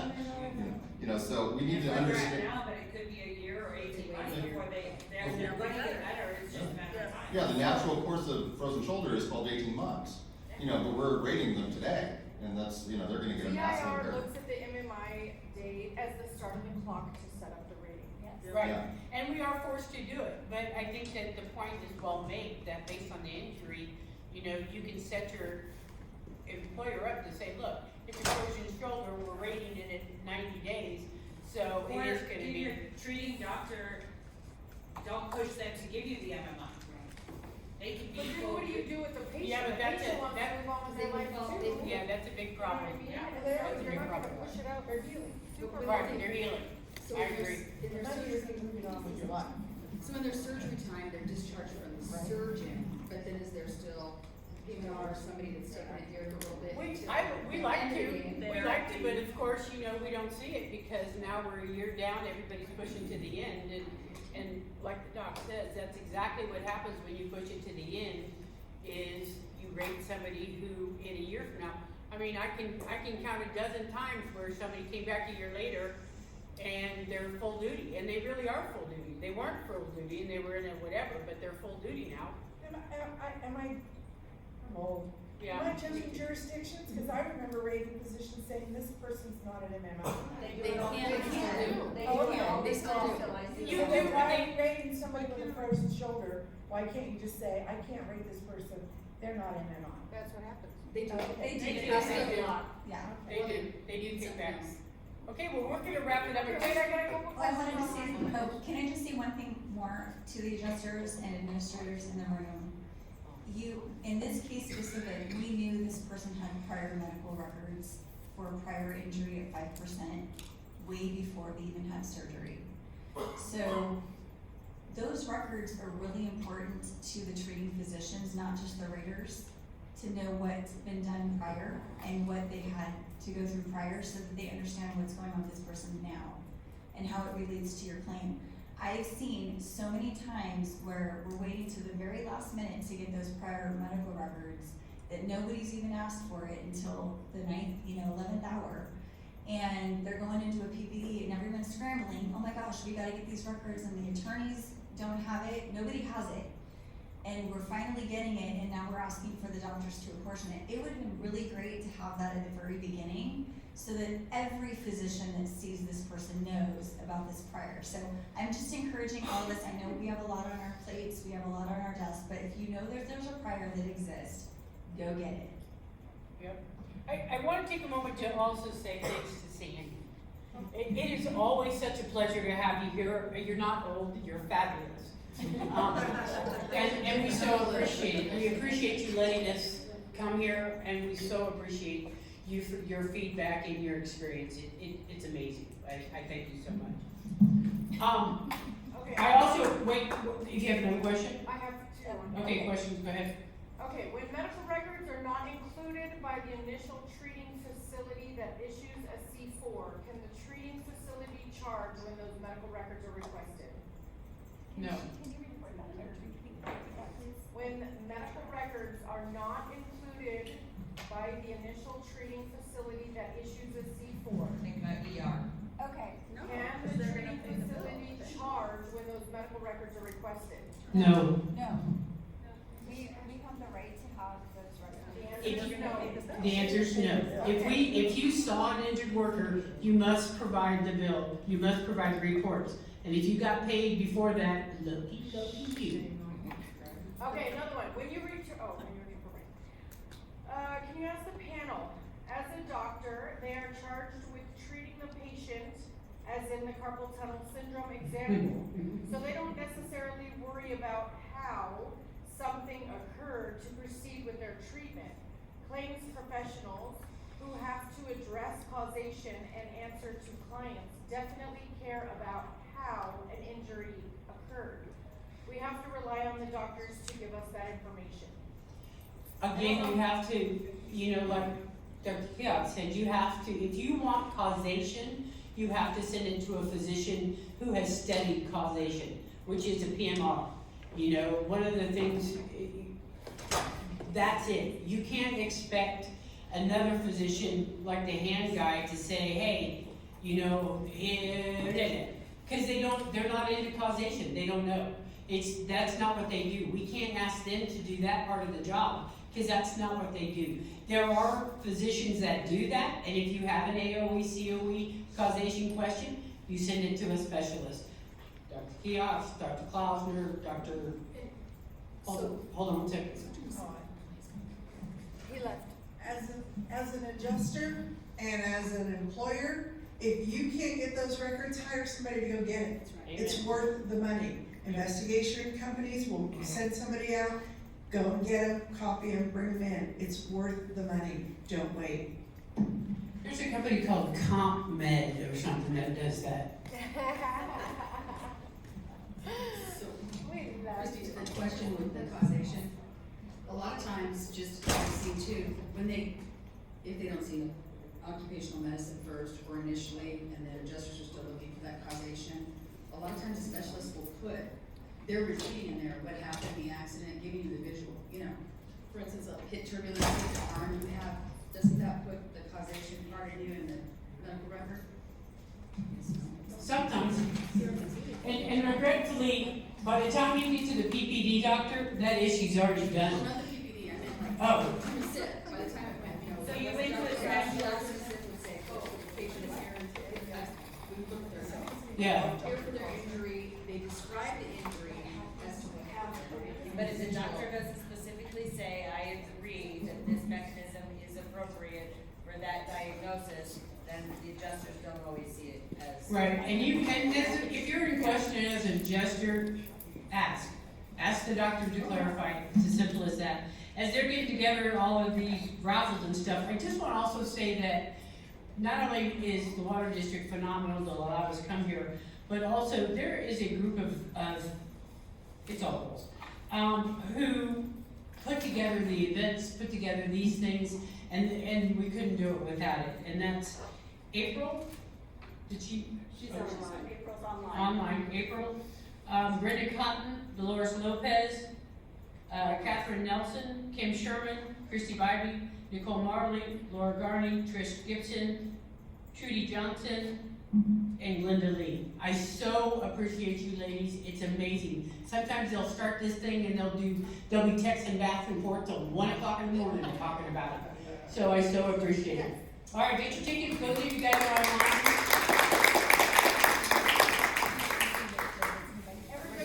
Everybody got their tickets, and the people online, we rolled it up. Oh yeah, thank you so much for you guys. We so appreciate you.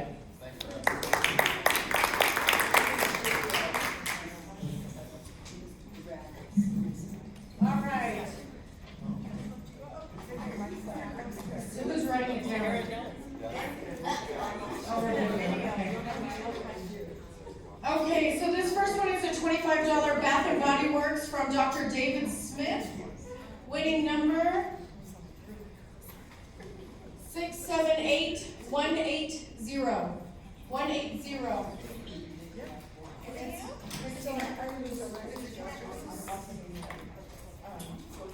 All right, this next one is a $25 Ulta Beauty gift card from Dr. Young, hand surgery specialist of Nevada. Winning number 233. 233. What's the number? Cody. I don't know. Cody? All right. We have a $50 Cheesecake Factory gift card from Kelly Hawkins Physical Therapy. Winning number is online. Teresa Jong. Yay! Teresa Jong. At the airport. Oh my God, I was gonna say Teresa Jong. Teresa Jong, we still get her coming. Hi Teresa, Sandy says hello. All right, our next is a $50 Amazon gift card from Figure 8. Winning person is Cecilia Sanzon online. Right on. I don't know. Yeah, right on.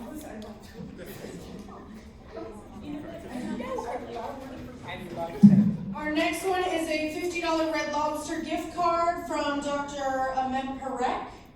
Our winning person online is Victoria Biruman. I know I said that wrong, I apologize.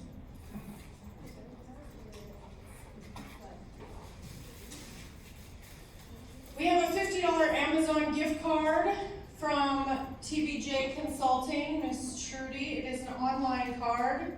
Winning person 178. 178. There's somebody here. It's Christina. Go, Trudy, I'll give it to you. We have a $50 Amazon gift card from Brenda Cotton with CMC. Winning number 229. Yay!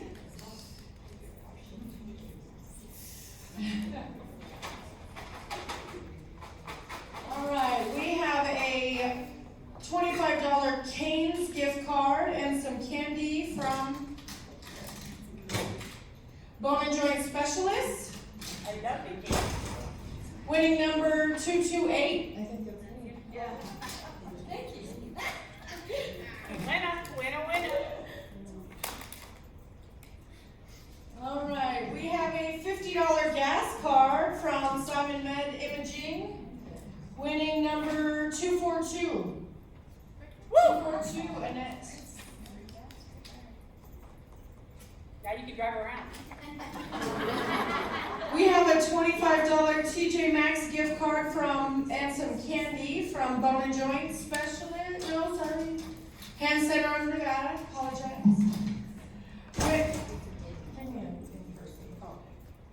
Winning person number 163.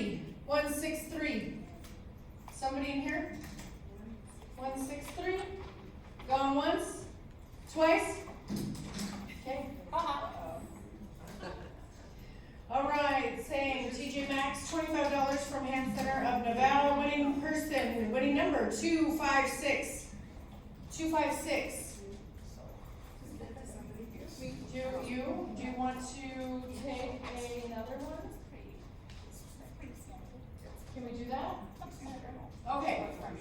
So this one is a $25 Amazon gift card from Dr. Jamie Shishon. Congratulations. Dr. Shishon. I know I said that wrong. I apologize. I know, sorry. Okay, $25 TJ Maxx from Hand Center, winning number 231. Christine, is it you? That's you. Eight more.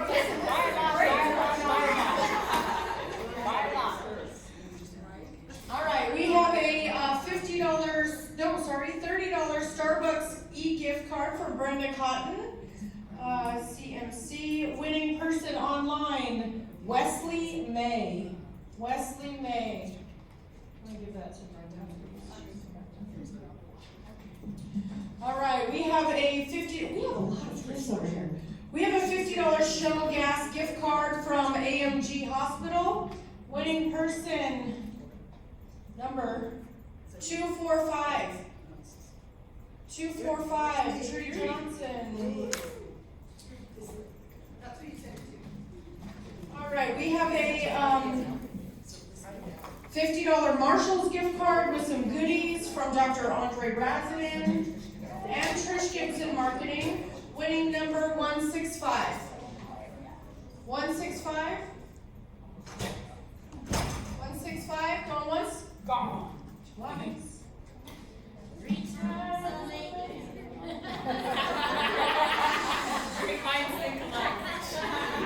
All right, $50 Marshalls and goodie bag. List off Dr. Brazanen, winning number 237.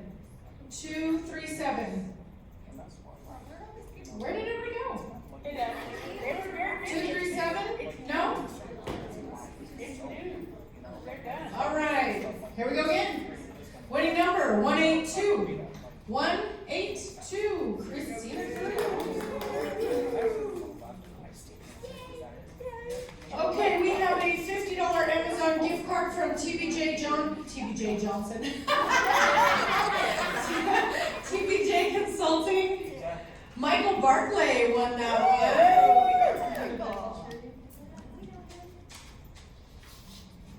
All right, we have a $50 Lowe's gift card from Dr. Gary Morris. Winning person, winning numbers 206.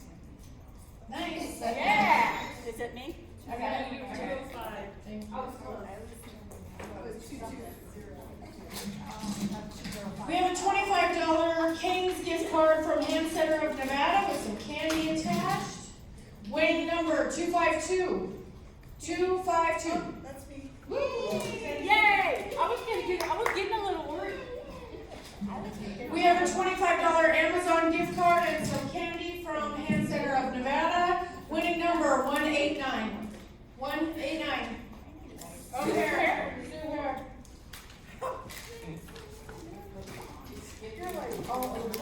We have a $25 Amazon gift card and some candy from Bone and Joint Specialist. Winning number 208. 208. Brenda Cotton. Incoming. We have a $25 TJ Maxx gift card from Bone and Joint Specialist. Winning number 240. 240. Yes. Good job. We have a $50 Home Depot gift card from Dr. Rod Perry. Winning person online is Michelle Ostrich. Sorry, I didn't say that right. I know. I didn't say that right. We have a $50 Kohl's gift card from Capital Vote Consulting, Miss Verushka. Winning person, Congratulations, Eric Davis. We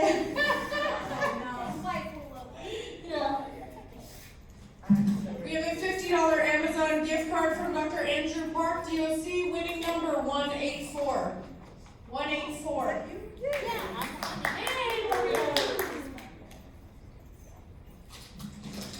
We have a $25 In-N-Out Burger gift card from Bone and Joint Specialists, winning number 217.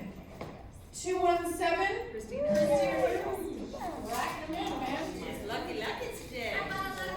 We're taking you today. We have a $25 In-N-Out Burger from Ham Center of Nevada, winning number 193. 193.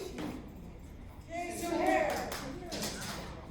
And last but not least, always as grateful, CPK gives us a beautiful Coach purse to raffle off.